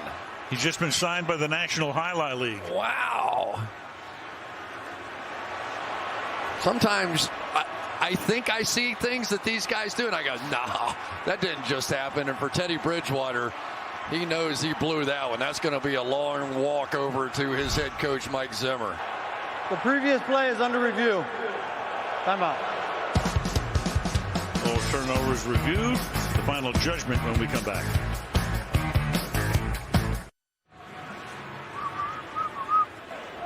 After reviewing the play, the ruling on the field is confirmed. It's an interception. First down, Green Bay. Little doubt. He just took a look at it, and there's no question that Hyde kept it off the ground. And terrible play here. Left-handed, just trying to dump it, and a great interception. Well, the reason Teddy Bridgewater has been so good, especially in the last 3 games, is he just doesn't make foolish plays. He made one there. And at a time when Green Bay needs a break, they're down by 2 possessions, 6.5 to go in the 3rd. Can they cash in? Lacey takes the ball to the 39-yard line. That's a dozen carries for him. He started out pretty hot, had an 11-yard gain early, but only 30 yards total for him. That's 2.5 per tote. Yeah, such a big fan of Adrian Peterson. He said, sometimes I sit over there and watch him play, and I'm so excited. I say, I want him to break a long one. Then I got to remember, well, not against us. 2nd and 6. Lacey again. Setting up a 3rd and 2, another gain of 4 yards for Eddie there. McCarthy calling plays since the Dallas game about a month ago. 24th in the league are the Packers. Last year they led the league in scoring. You know, in the first 6 games, Aaron Rodgers, 15 touchdowns, 2 interceptions, 116 rating. The last 9 games, 15 touchdowns, 5 interceptions. The rating drops to 82. So when the good weather turned, so did this offense. Yeah, Rodgers couldn't get everybody aligned the right way, so he has to squander a timeout here. Green Bay. With 5:13 remaining in the 3rd quarter. Sunday Night Football brought to you by Southwest. Transparency, low fares, nothing to hide. By Nationwide. Nationwide is on your side. By Nissan, innovation that excites. And by Bud Light, the official beer sponsor of the NFL. Pro Football Hall of Fame, you take a look at the busts you can visit when you go to Canton, Ohio. There's some pretty big names. So great to see Bart Starr here that on Brett Favre's night, and he came back for that, and you know he wasn't feeling so well. I don't know if anybody represented the game better than Bart Starr did. To this day, he didn't feel well, but he felt like it was the right thing to do for this organization and for Brett, and he made it out here. It's just tremendous. Yeah, Bart battling through a lot of stuff, and not only that, it was a terrible night, cold and rainy. Out to the middle of the field he came, and of course he got a huge ovation. 3rd down and 2 now after the timeout from the 35. From the pistol, Lacy cuts it back and is able to, with a flag down for the moment, gets a 1st down before he gets thrust out of bounds. And no flag at the end of the play, but one early on. Here's Vinovich. Offense number 63. 10-yard penalty. 3rd down. The center, Corey Lindsley. So a 3rd and 2 now becomes a 3rd and long. Boy, and just about the time you get something going, then you get somebody else hurt. There's Ellis down. But you get a big play, you get a great effort by somebody like Eddie Lacy, and then it's holding back the other way. See if we can see there's 63 right in front of you. When Lacy cut back, I couldn't tell if somebody laid on his leg as much as, I don't know. These officials have such a tough job trying to see what it was that actually brought him to the ground, and sometimes it's something they don't see. But well, Ellis is the guy that was held. Sometimes when a guy goes to the ground that fast, somebody hit his leg or something happens as well, and it can look like something. But anyway, that's a heck of an effort by Lacy. So back to go to the 45-yard line, 3rd down and 12. Boy, and after that turnover, you need to turn this into something. This needs to be a momentum-building event. We've just seen Aaron Rodgers make so many great plays right here. Now you go, all right, who is it? Who's going to make that play for them right now? And Jordy's not there. You need Cobb, but there's a cluster in the middle of the field, and they can't win outside. 3rd and 12. Looks over the man. He gets his arm hit as he throws. Is that a fumble? Yeah, now the Vikings are contending it is. For the moment, you've got Captain Munnerlyn going all the way to the end zone. And we're waiting for one official to say yay or nay here. So Rodgers clearly had his arm hit. Was it coming forward is the question. Is that ball loose? Because if he pushes that ball forward after it's loose, I think that's a fumble. And I'll tell you who else did. Aaron Rodgers took off running immediately. Recovered by Minnesota for a touchdown. So clearly it gets reviewed. The ball is coming loose. Coming around the corner was Everson Griffin, who leads them in sacks. He's had a terrific year. And by the look of Aaron Rodgers, he expects this one to stand. The call on the field. Well, they call this, Al, the empty hand. It's not exactly empty, but once it's loose in his hand and he is just pushing the ball out, right, that counts. It's the empty hand if he has the ball in his hand, but this time the ball was loose. But the arm previous came play forward. is under review. But you'll see Aaron Rodgers, as soon as this thing's over, he takes off to try to make the tackle. They'll review. We think it'll stand. Back after this. You can tell by McCarthy's reaction that this one is going to stand. The ball is coming loose in Rodgers' hand. Here's After Vinovich. reviewing the play, the ruling on the field is confirmed. The ball is loose and pushed forward by an open hand. Touchdown, Minnesota. Right. The arm's coming forward and you have control of the ball. That's one thing. But this is a ball that's loose and then being pushed forward. Thus, it's a fumble. It's created by Everson. Munnerlyn takes it in for the touchdown. And the Minnesota Vikings, with an extra point, will have a 3-possession lead. What a defensive performance tonight by that guy, Everson Griffin, but the Vikings in general. Extra point by Walsh makes it 20-3.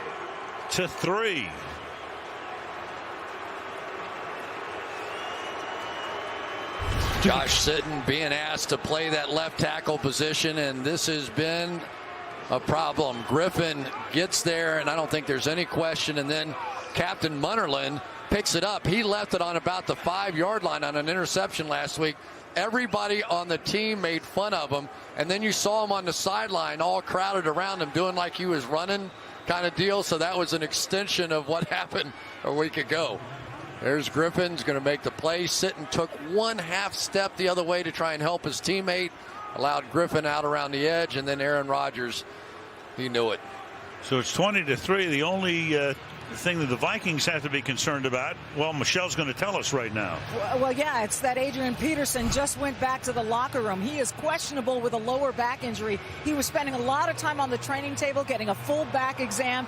They did some massage and stretching to relax those lower back muscles, but to no avail. He has gone back to the locker room. We'll keep you posted. All right, I'm sure you will. There's no question about that. Michelle, the rushing champion, so they send him back there.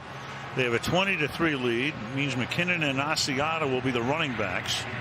And with 4:28 remaining in the third, Blair Walsh kicks it deep into the end zone for a touchback. Well, coming up, a brand new show on NBC, and it will be premiering this coming Thursday, 10 Eastern and Pacific, 9 Central and Mountain. Ray Liotta among the performers in shades of blue right here on NBC. Shades of blue in the stadium right now, too. Shades of blue. We've been coming here for a lot of years, and that's a sound you don't hear very often. You know, it's been fairly consistent. They've been losing more than they've been winning here lately, and especially it's been week 17. They knocked off Chicago, then they knocked off Detroit, and everybody said, oh, of course they're going to beat the Vikings here, but Vikings had other plans. Rodgers slings it too high to the outside. If they lose this game, the Green Bay Packers will have lost 6 of their last 10 games. They would go to Washington next week and would have to win, in all likelihood, 3 road games to get to the Super Bowl. I tell you, this defense for Minnesota is built in Mike Zimmer style. He's got another cornerback there, first-round draft pick, Trey Waynes, sitting and waiting, and he'll have him right. He's a bit of a cornerback whisperer, believe me. He gets him right. Dump to Starks, and that'll be a first down out to the 33. I said in all likelihood, Green Bay would have to win 3 on the road. Actually, if they go on the road and they beat Washington, they go to the second round. The only way they could play another game here would be if Seattle also advanced to the championship game, because Green Bay would be the 5 and Seattle would be the 6. And that would not be stunning. No. No way Seattle's playing right now. First down at the 33-yard line. Rodgers this time protection pretty good. Nobody gets open. Second down. These corners are really getting physical. Watch Xavier Rhodes here on James Jones. Maybe a little slip on the tail end of that thing. Terrence Newman on the other side. 37-year-old guy slips and, of course, doesn't see that. Captain Munnerlyn on the inside. There were a couple of guys running open. It was just that Aaron chose the wrong way to look. 2nd and 10. Starks is going to cut it back. And straight ahead out to the 39-yard line. 4 yards shy of a first down, flag down. Told by McCarthy's reaction. Holding. Off at third 71. 10-yard penalty. Repeat second down. That's Josh Sitton, who moves over to left tackle tonight. Yeah, right on the tail end of this play. Watch what happens here to Anthony Barr. His Barr is going to break back the other way. And we were kind of, I wasn't joking about it, but earlier I said, you know, sometimes guards can get away with a little more than tackles can, because the tackles have these line judges that are looking right down the line, so they can't see the guards. They do see the tackles. And a guy who's used to playing inside, maybe not quite understanding that part of it. You were joking about that, weren't you? I always joke. 2nd and 18. Yeah, but what I do is a joke. From the 25. There we go. Rodgers going deep, and it's Jones making the catch. Got past Newman. Terrence Newman beaten on the play, and exactly what Green Bay needed at this point, something big to the 43. Watch how James Jones holds the line. He doesn't fade too early to that ball. We saw some plays earlier in this game where they get to the boundary too soon. There's nowhere to throw the ball. Veteran receiver that time.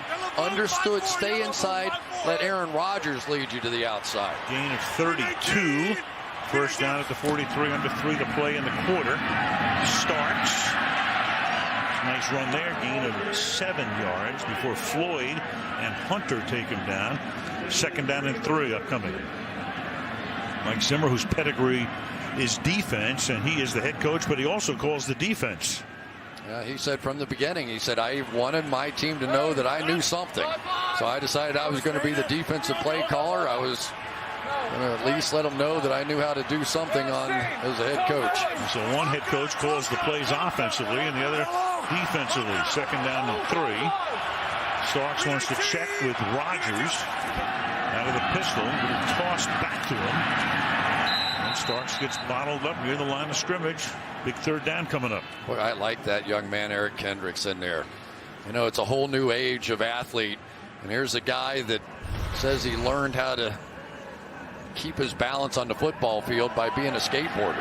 He used to skateboard all over, and then one year right before training camp in college, he tried a trick maybe beyond his means a bit and crashed and missed the beginning of camp and gave up the skateboard. But he is a new age middle linebacker. Can really run. Loss of 1. It's going to be 3rd down and 4 from the 37-yard line. And Rodgers on a roll. Fires. No good. Intended for Jones along the sideline. Now what do? 4th down. You're down by 17. You've got 16 minutes left in the game. Well, I think you have to go for it, don't you? Yep, I agree. Definitely. You take your shot right here, which is part of the reason sometimes if you know that going in, and I'm sure that Mike McCarthy did, you think about it in terms of 4-down territory. So you could have run it the last time to set up, you know, a 4th and 1 if you know you're going to go for it.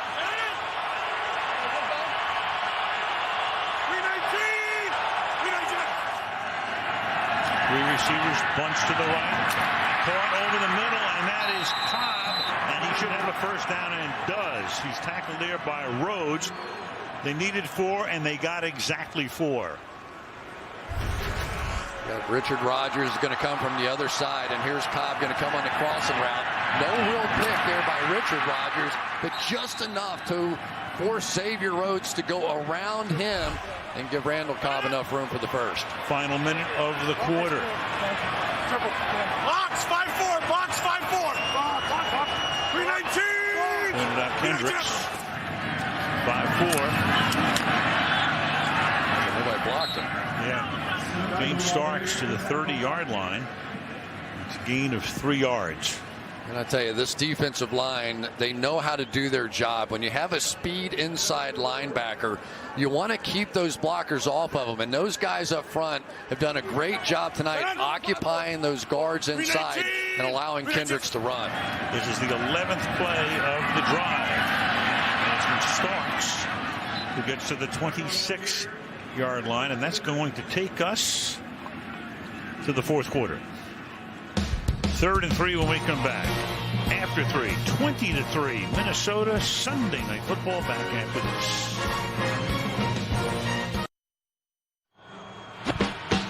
And aerial coverage, as always, tonight being brought to you by Geico. High above Lambeau Field, Green Bay, Wisconsin. Al Michaels, Chris Collinsworth, Michelle DeFoya.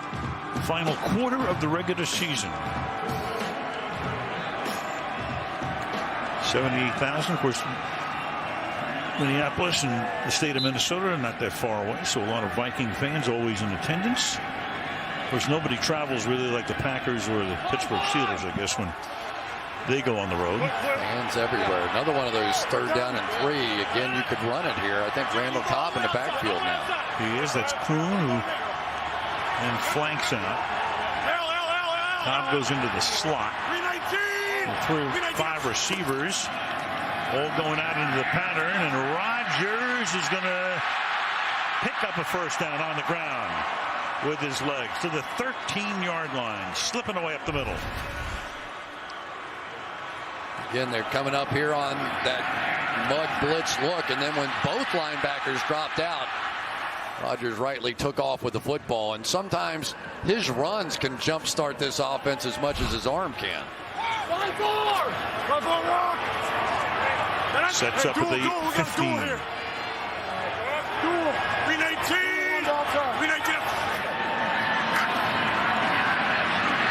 Hanging in there, this time going nowhere.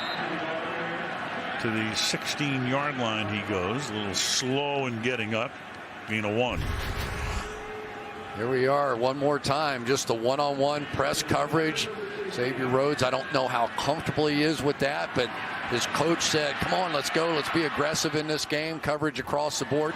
And really, the Vikings have gotten away with playing 2 deep safeties behind that. And the Packers haven't been able to hurt them with the running game enough to get it out of them. Once again, 2 deep safeties back in the middle of the field. 2nd and 11 from the 16-yard line. And Rodgers, boy, that secondary does its job again, but this time he finds Richard Rodgers, and he's in for the touchdown. Vikings say no. Rhodes was there to say he didn't get in, but that is the initial indication.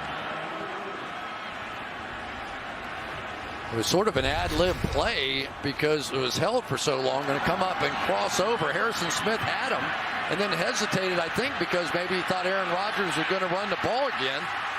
Allowed Richard Rodgers to get to the edge, maybe. Scoring play to be reviewed. Up in the air, over the goal line, over the pylon. On a worst case basis, it would be 1st and goal from about the 3-inch line.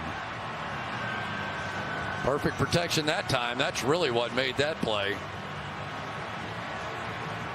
So the tight end gets in to the end zone. Vinovich just waiting for the confirmation.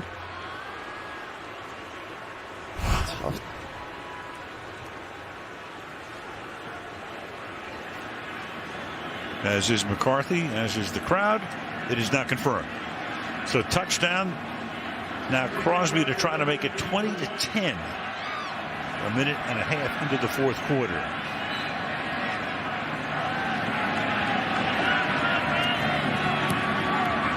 So the Green Bay Packers, desperately needing a drive, go 80 yards, 14 plays, 6 runs, 8 passes, a big 4th down conversion on the pass to Cobb and the TD there, 20-10.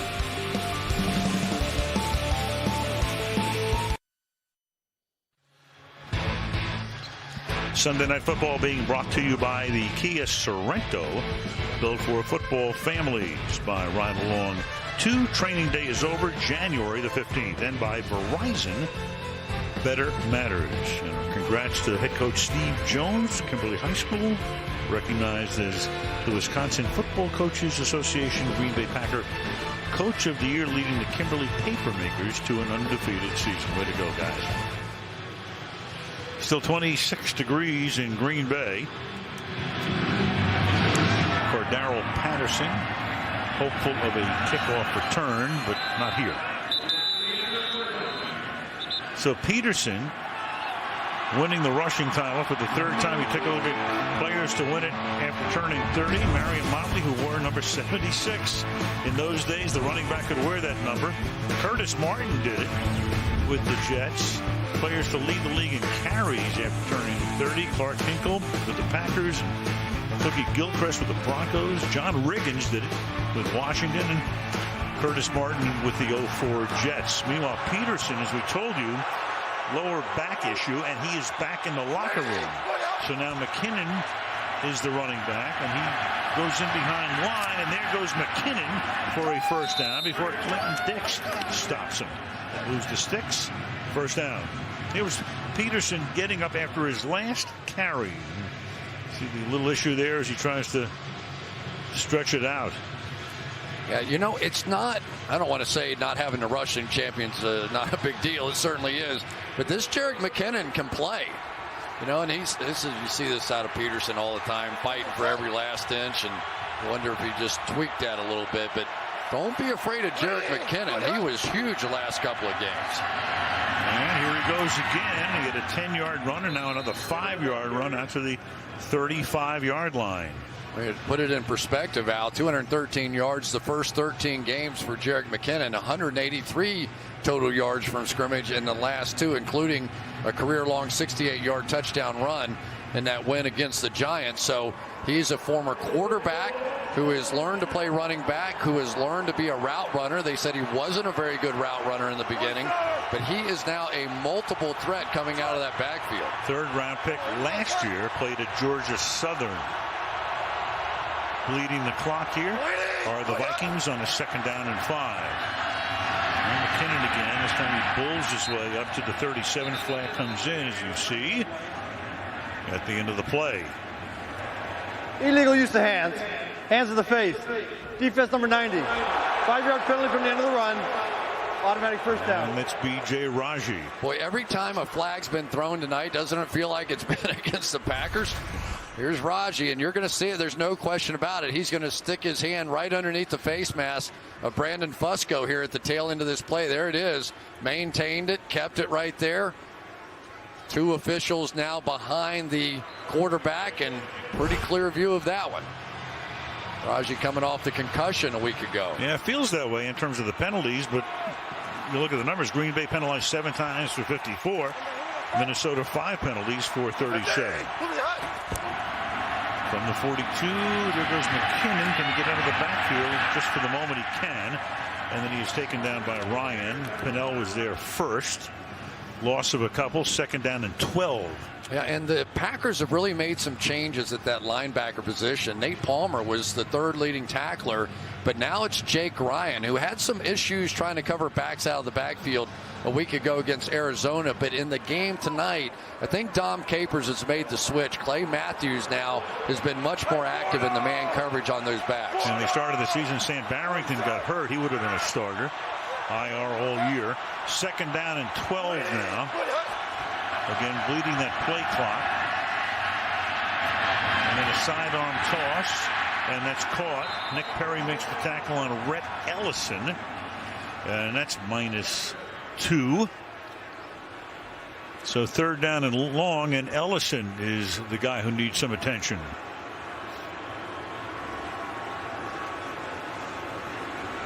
So one of their 3 tight ends is down. It's going to be 3rd down and 13 when play resumes. But he's much more than a 3rd tight end. He is a 3rd tight end and a 2nd fullback. And this is big. Let's see exactly what happened here. I won't speculate too much on what it was. We'll let Michelle filter through that. But he is a very important part of this running game, and that is not good. So 3rd and 13. Plenty of time, at 10:53 to go. With the crowd rising to the occasion here, knowing every 3rd down is now big. Asiata's in the backfield. And for Bridgewater, no more left-handed passes. Here comes Matthews again, right over Khalil. They do put the tight end that side to help, though. From the right side of the defense, they pick him up, and it's caught. And trying to get the first down, but stopped shy of that is Jarius Wright. So he's out to the 48. That makes it 4th down and probably a little bit less than 10 minutes to play. And Joe Thomas, the nickel linebacker that time, almost took Demarius Randall, his own corner's head off. I think it was Randall. And Micah Hyde. Micah Hyde, yeah. Micah Hyde here right at the tail end is just going to take a huge hit from Thomas. Locked to punt. Fair catch called for. Made at the 17-yard line by Jared Abrederis. 10 minutes to go. A 10-point lead for Minnesota. So Mike McCarthy, as we've told you a couple of times tonight, took over the play calling duties in the Dallas game. That's 4 games ago. Tom Clements was calling the plays. There he is upstairs sending down his information, suggestions or whatever. And Aaron Rodgers, of course, is at the helm in a game in which they trailed by 17 to the Packers, now down by 10. Again, the situation, if Green Bay wins, they stay here, and Minnesota comes back next weekend. If they lose the game, they go to Washington next week. Many wins, they are at home. Against Seattle, lose, they come back here. Randall Cobb is in the backfield. He sits up there with some frequency. Fake it to him. And Rodgers fires deep over the middle, and that's caught. And Devontae Adams out to the 34-yard line. Sendejo makes the tackle. That's a gain of 14. What a great throw this is. A back shoulder, because he's getting ready to run into the face of Andrew Sendejo, who is going to take his head off. But instead, Aaron leads him to the back shoulder, so he gets to turn his back, make an easy catch. Just a veteran throw there. Meanwhile, Peterson, it's good news, at least for the moment, to have him back on the bench. But as you can see, bending and stretching and trying to get loose on a 26-degree night. Rodgers fires to the outside. Adams again gets taken down up the 39-yard line. That'll be a gain of 6. 2nd down and 4 forthcoming. Yeah, and one of the solutions, if you're playing against a team that likes to mug those linebackers up, you know, when they start walking down towards the line of scrimmage, there are some of those wide receiver screens out there, because you don't get the same pursuit from inside out against that. So maybe that might be part of the solution here. Line up a tight end and a fullback, Rodgers and Kuhn, and Rodgers says to Kuhn, go over here on 2nd down and 4.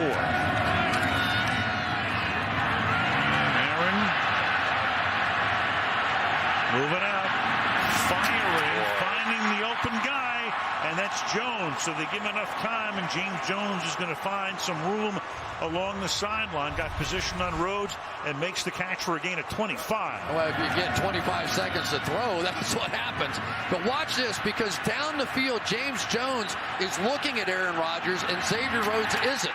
So when he saw him scramble left there, Jones knew right when to turn around as soon as Aaron got in position. Big first down. 8:10 left from the 36-yard line. Lucky, no. Lucky. 319.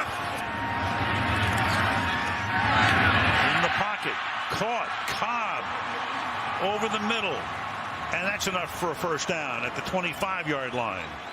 Yeah, that's one of those times when Eric Kendricks should have been there to be able to help and wasn't. Occasionally he gets lost reading those routes. They're letting them release to the inside because they've got that middle linebacker in the middle of the field for help. That time Kendricks got just a little lost. Cobb in the running back slot. And they're going to let him run this time. To the outside he comes. And gets tackled at the 23-yard line. Tom Johnson wrapping up and a little slow in getting up. It'll be 2nd down and 8. Let's take a look here at Tom Johnson. Is that him right there? I think so. Watch him hustle down here and make the play. I'll tell you, Tom Johnson has been huge lately. 5 sacks, but 3 in the last 2 games as they've gone on this little run. Under 7 to go. And 2nd and 7. Rodgers, and he breaks away, and then out of bounds at the 19-yard line. Broke away from Sandeo, couldn't bring him down. Picks up a few more, but still it's 3rd down and 3.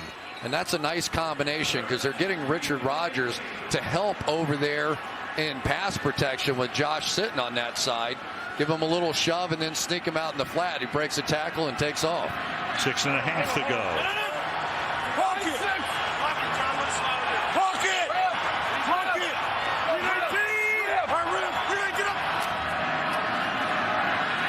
Third and 3, Rodgers feeling pressure from behind, but then Griffin is able to run him down. Everson Griffin. Great year, leads the team in sacks, leads the team in tackles for loss.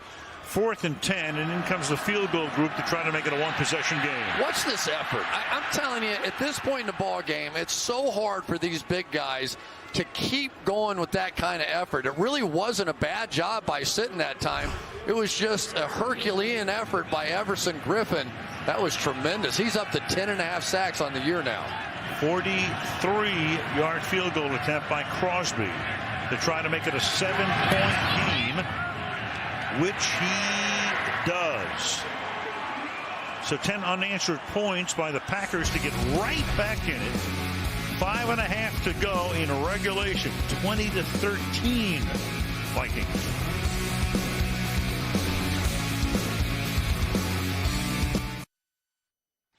Wednesday night, always rivalry night, NHL on NBCSN. Pittsburgh Penguins, of course that means Sidney Crosby, against the Chicago Blackhawks coming up this Wednesday at 7 Eastern Time. City Stadium was the old home of the Packers. They've been here in Lambeau since '57. And the kick is taken a yard in by Cordero Patterson, who's very dangerous, into Green Bay territory. And he loses the ball after he gets to the 30-yard line. And the Packers have it. Cordero Patterson. And Mason Crosby got him. 71-yard return. Crosby gets him at the end. Unbelievable. He gets loose with the kicker chasing him from behind. Watch Crosby swat it out. What a play. I just go figure. I tell you, the Green Bay Packers and Aaron Rodgers find more ways to win games. The Hail Mary this year, the way they beat Chicago a couple years, and special teams have been so good all year. I can't remember seeing a kicker make a play like that. He ran him down, too. Yeah. I mean, he chased him down. Probably one of the fastest guys in football. So Micah Hyde recovers the ball. Their special teams coach, Ron Zook, with a big hug.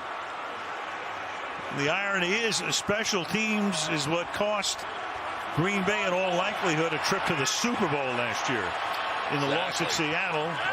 And now it may help them win the division. We'll see. Still down by 7.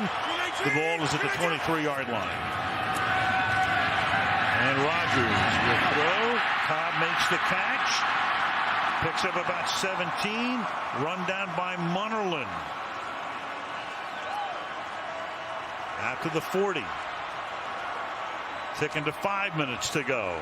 And you remember Mike McCarthy talking about what is in the DNA of Mike Zimmer. When everything's on the line, he's going to want to bring pressure. That time he brought Anthony Barr. They beat the one-on-one coverage. 5-5, home. From the 40. 4-4 alignment, showing blitz. It's like Munnerlyn coming off the edge. They're going to have one-on-one out here. Here he comes, and Rodgers rolling away deep downfield. That is caught Jones, and he gets tackled to the 23-yard line by Terrence Newman. James Jones. That's a gain of 32. Once you see it on the outside, it is one-on-one. Here they were showing pressure. They bring the safety over there for man coverage. They do drop out, but on the outside, you knew it was going to be one-on-one. And James Jones has been giving Terrence Newman fits down the field in both games. Meanwhile, Anthony Barr got hurt on the play, so that's the reason for the stoppage here as they attend to the Minnesota linebacker well back upfield. Crowd uproarious right now. 4:19 left in regulation as Barr comes off. And Al, you can never underestimate the power against man coverage of a guy like Aaron Rodgers scrambling around, because those cornerbacks in man coverage are so used to having, when pressure is applied, to have to only cover for 3 seconds. Well, Aaron's had a few comebacks in his career, 8 of 8 for 134, so more yardage than he picked up in the first 3 quarters compositely tonight. Meanwhile, Barr comes off, ready for action to resume. They felt like if they could work the deep ball against Terrence Newman, they've had some success in both games on the deep ball. They think sometimes he can get a little turned around on that. At times, James Jones took advantage. Wind the clock. 4 minutes. Rodgers going deep down the left side, and that one is incomplete. Jones again, the intended target. 2nd down and 10 for Jones, who was picked up after he was cut by the Giants in preseason. 4 catches for 102 yards tonight. You know, you see some crazy things in the NFL. It looked like this game was going to be over on Cordero Patterson's kickoff return. Instead, it was the beginning of this football game. And like Rodgers said, we talked about it at the top. He said, our pedigree, we know how to win big games. He dumps it to Kuhn, and Kuhn takes it to the 10-yard line. Oh, I like that play. Leaped over Sendejo, John Kuhn, to a chorus chanting his name of 80,000 people. Great adjustment by John Kuhn. It was a screen to the outside. They overplayed that way. He ducks back underneath just as the linemen were all moving that way. And then it was a sidearm delivery by Aaron Rodgers that got that going. They actually sniffed that one out very well. Great adjustment by Kuhn. 1st and goal. And Rodgers to the outside. Cobb makes a one-handed catch and gets tackled immediately by Munnerlyn. Penalty on the play. They had a few linemen down the field there. That is the initial indication. So Zimmer now will have the option. It'll be 2nd down and goal, or he goes back to a 1st down here. And that's why you've got Vinovich looking over to see what Zimmer wants to do. He wants to decline it. Ineligible receiver downfield. Offense number 65. The penalty is declined. Result of play, 2nd down. I agree with that, with Zimmer declining it here. I'd rather have one less play for this offense. Yeah, the way they're going right now. There's Barr. He comes back into the game. 3:10 left. 2nd down and goal. Boy, Aaron Rodgers just loves it when John Kuhn's in the game, and you see why on that screenplay. You see him talking right there. The little adjustments veteran players can make together during a game. 3 receivers set to the right. Jones to the left. Matched up with Newman. Rodgers, and he's going to get taken down at the 13-yard line. That's Sharif Floyd with a big sack. 3rd and goal. Both linemen on the left-hand side, Corey Lindsley and Lane Taylor, were in position to make the block here. Right here he is, but you'll see both of these guys were on him, and both of them came off at the same time looking for somebody else, and Aaron Rodgers took the brunt of it. Griffin almost jumped the gun, got a great start from his right defensive end spot. Rodgers, who was sacked 8 times last week, has hit the turf 5 times tonight. 3rd and goal.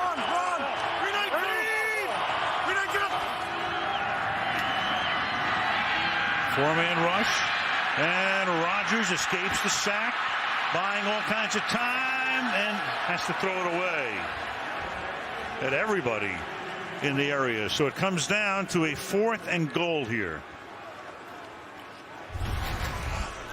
Nice job in the secondary that time. It's so easy when Rodgers starts scrambling around and your guy makes 2 or 3 moves to try and reach out and just grab a jersey. They did not.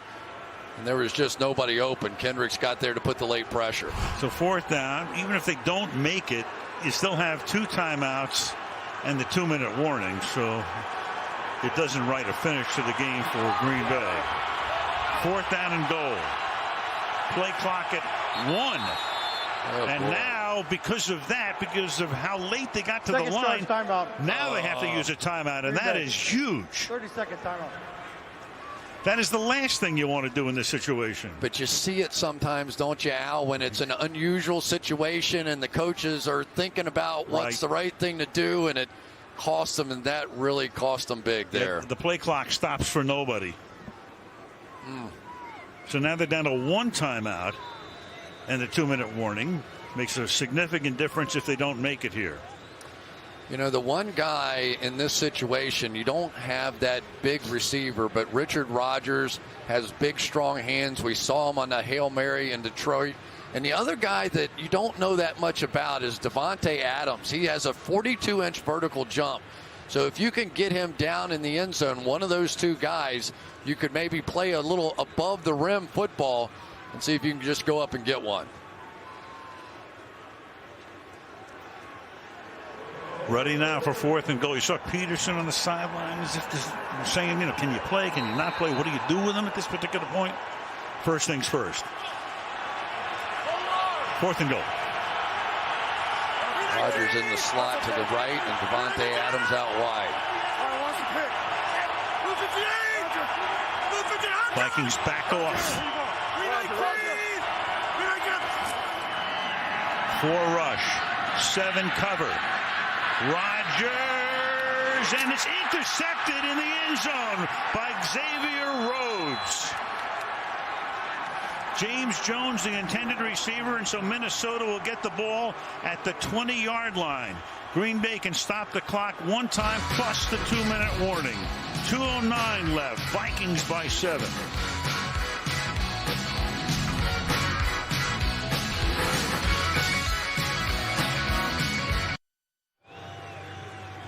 Playoffs begin next weekend. There are the times. We still don't have the games yet. Hope to have that schedule for you to be announced hopefully before we go off the air. So you've got games Saturday and Sunday. You've got games on NBC, of course, Fox, CBS, and ESPN ABC, all beginning next weekend. Meanwhile, right now you've got the Minnesota Vikings with 2:09. Peterson is back in the game. And he fumbles it. He fumbled it to the 20-yard line. So you wondered about Peterson and whether he'd be in or not. And who has the ball? Of course, the Packers all think they do. But only the Zebras matter. And it is recovered by the Vikings. Now we get to the 2-minute warning. It'll be 2nd down and 10. Green Bay can stop the clock 1 more time, so this one is not over. And that would have been crazy. 2-minute warning on Sunday Night Football. Wild finish.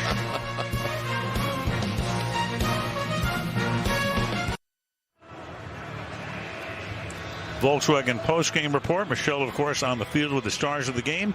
Messrs. Costas, Dungy, and Florio break it down. A look ahead to Wild Card Weekend. Hopefully we'll have the announcement of the schedule for next week. And back we go to it was almost a disaster for the Vikings. Yeah, just squirted out of the hands of Teddy Bridgewater. You don't know if it's because of those gloves or not.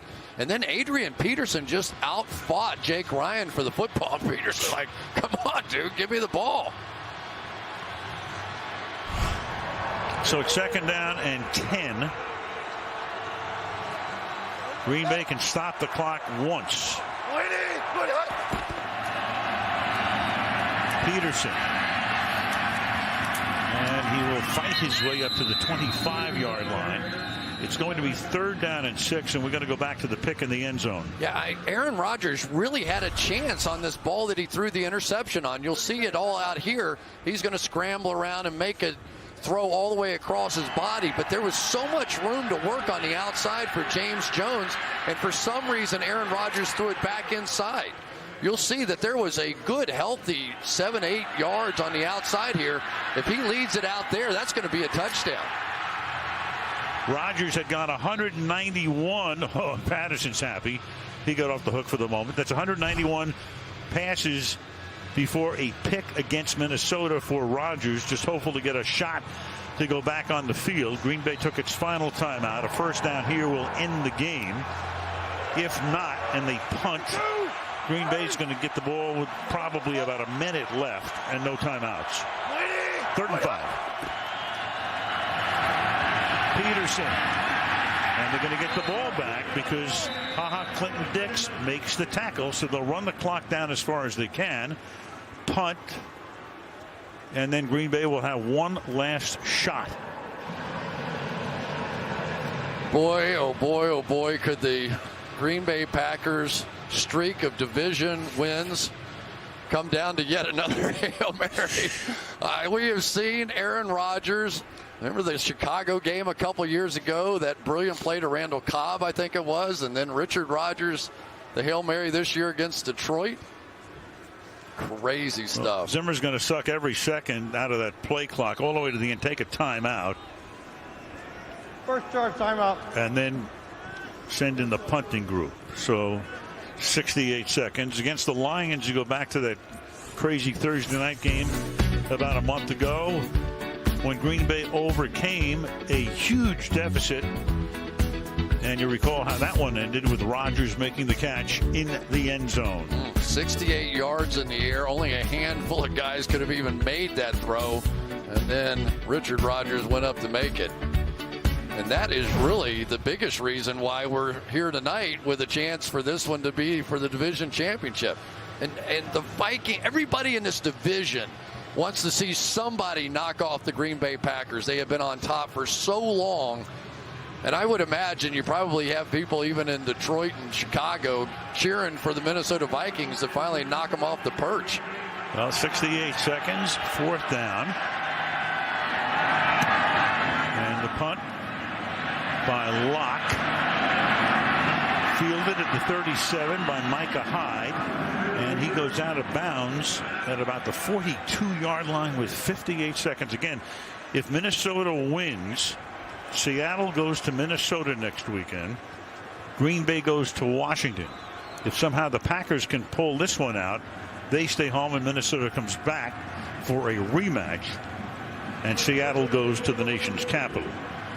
You know what would be interesting is if they scored a touchdown, would you go for 2 to avoid overtime in this situation in particular, with the playoffs coming up, not wanting to play too long before those playoffs start?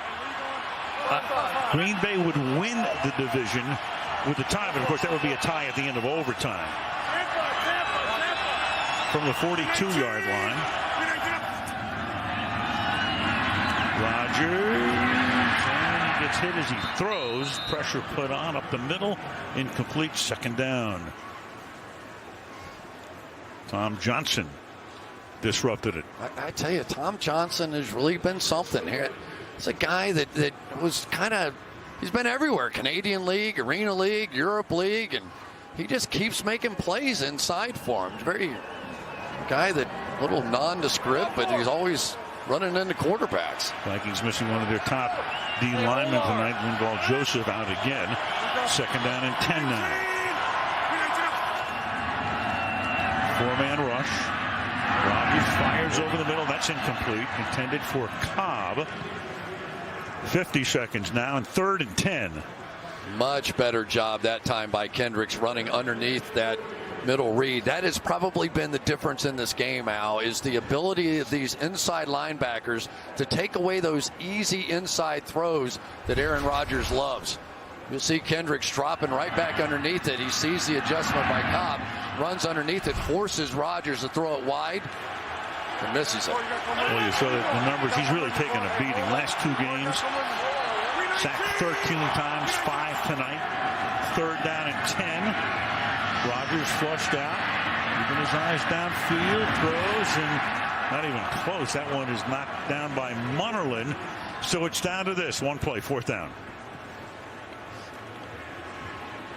Green Bay trying to keep its hopes alive, otherwise it's onto the road. Well, we have a lot of mobility. They've been playing those 2 deep safeties, but Aaron Rodgers certainly a threat to run in these really clutch situations. See if they keep those 2 deep safeties back. I think they will. They're backing up right now. They're also backing the linebackers up.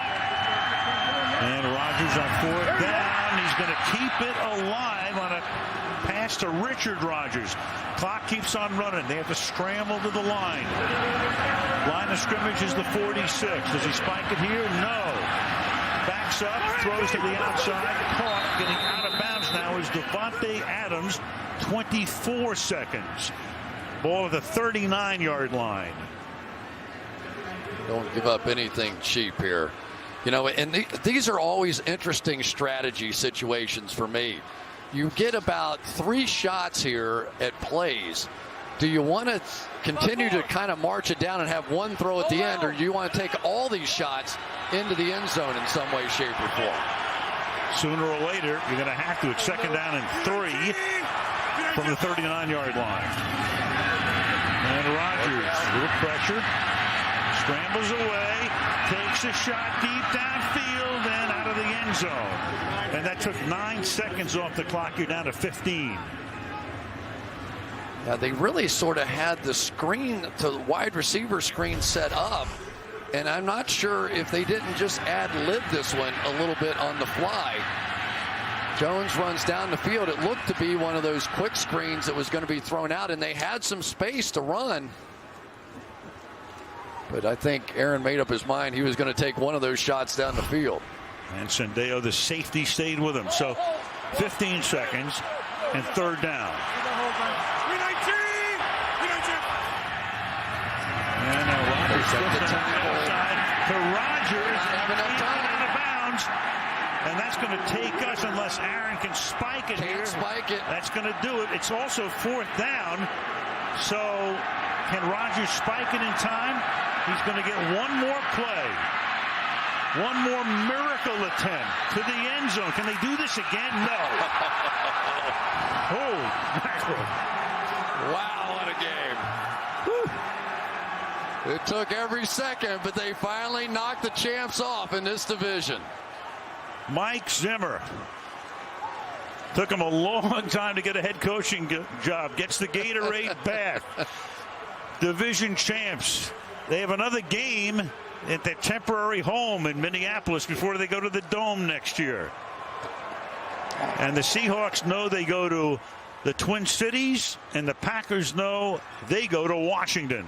I think that was Xavier Rhodes who went over the top of Richard Rodgers there. Xavier Rhodes had one of the best games I've seen him have. If this, does he get the play off in time?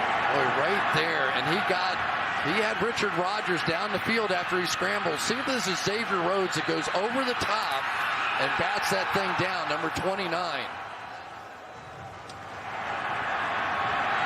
And you also had Anthony Barr right there fronting it. There he is right there. Right, here comes Barr, and Barr is right there too.